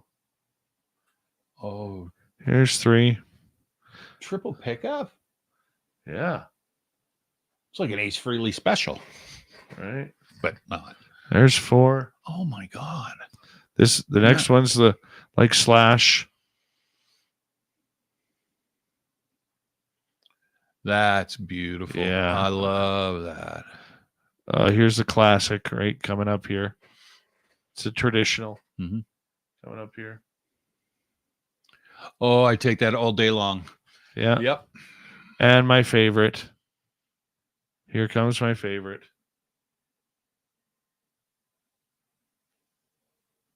Ooh. Oh, the blueberry. The blueberry. Oh, I love that guitar. That is, and I like the wood grain or the grain underneath Yeah. it too. Beautiful. Mm-hmm. It's a beautiful Very nice, standard. Les. Very nice, Les. And there's this one's stunning. The tobacco with red. Oh, yeah. Oh, my darling. Yep. Wow. Hold on, we're still going here. Paul Holland says it's a Chicago blue. Oh, Oh, hold on. Let's get through the grandkids stuff again. I don't want to show. I don't want to show that. No, of course not. I don't want to show that. Where's the rest of them? Here's the Rickenbackers. Oh,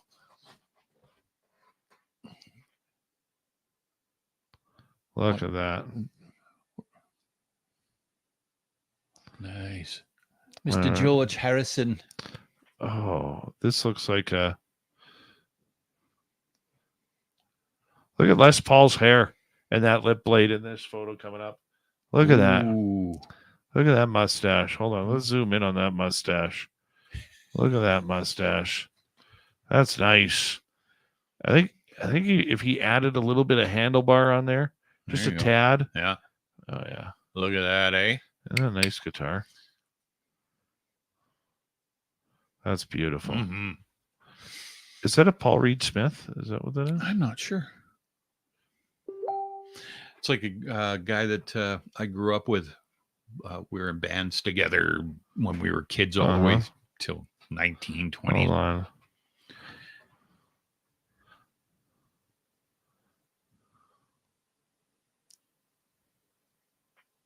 Oh, there we go. Yep. Yeah. There's this one. This almost looks homemade. I don't know what kind that is. I can't. What kind of guitar is this there, Les Paul Holland?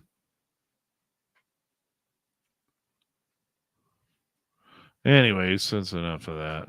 That's gorgeous. Hold on. Let's see what else he has here. Oh, yeah. Look at this.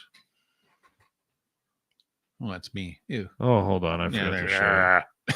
I forgot to share it because I closed it off. Hold on. Share screen.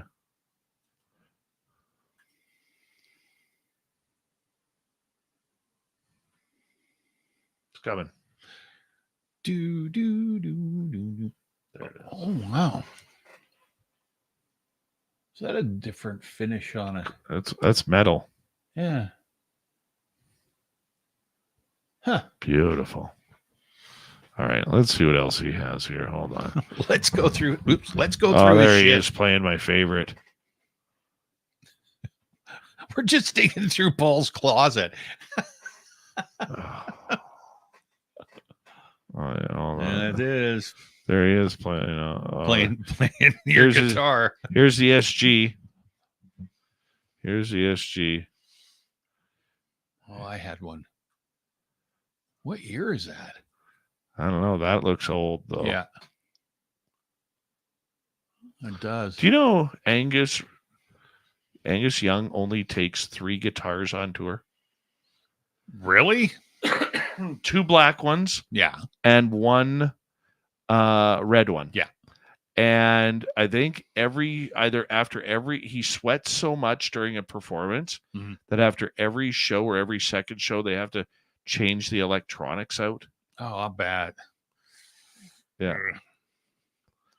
All right, let's see what 1969. else. Wow. Holy. Oh, here you go. I had a 74 SG that weighed about 900 pounds. Oh.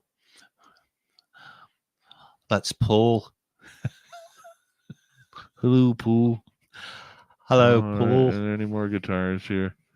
Rickenbacker and all that. Yeah, I think we've seen them all. Nice. Yeah, right like that. Shut that down.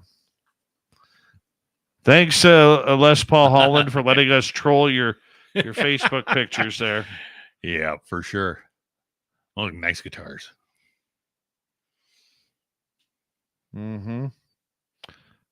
Oh, yes. Yeah, Dave can't play a lick. No, I cannot. Really? I can play a little bit. Yeah. Just I gotta get my boy going again. Was he guitaring or drumming? He was guitaring. Oh, okay. You should come over and shred on his Jackson on Sunday. I'd pick it up and try it. Sure. We just got to get a 9-volt battery for it.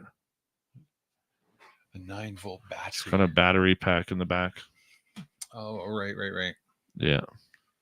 Thank you, DB Cooper, for that lovely super chat. Appreciate that.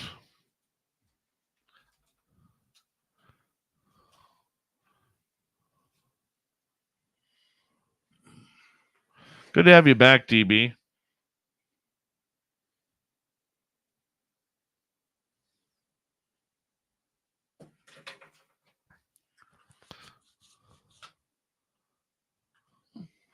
Sure, I got them all here. Yeah, I did.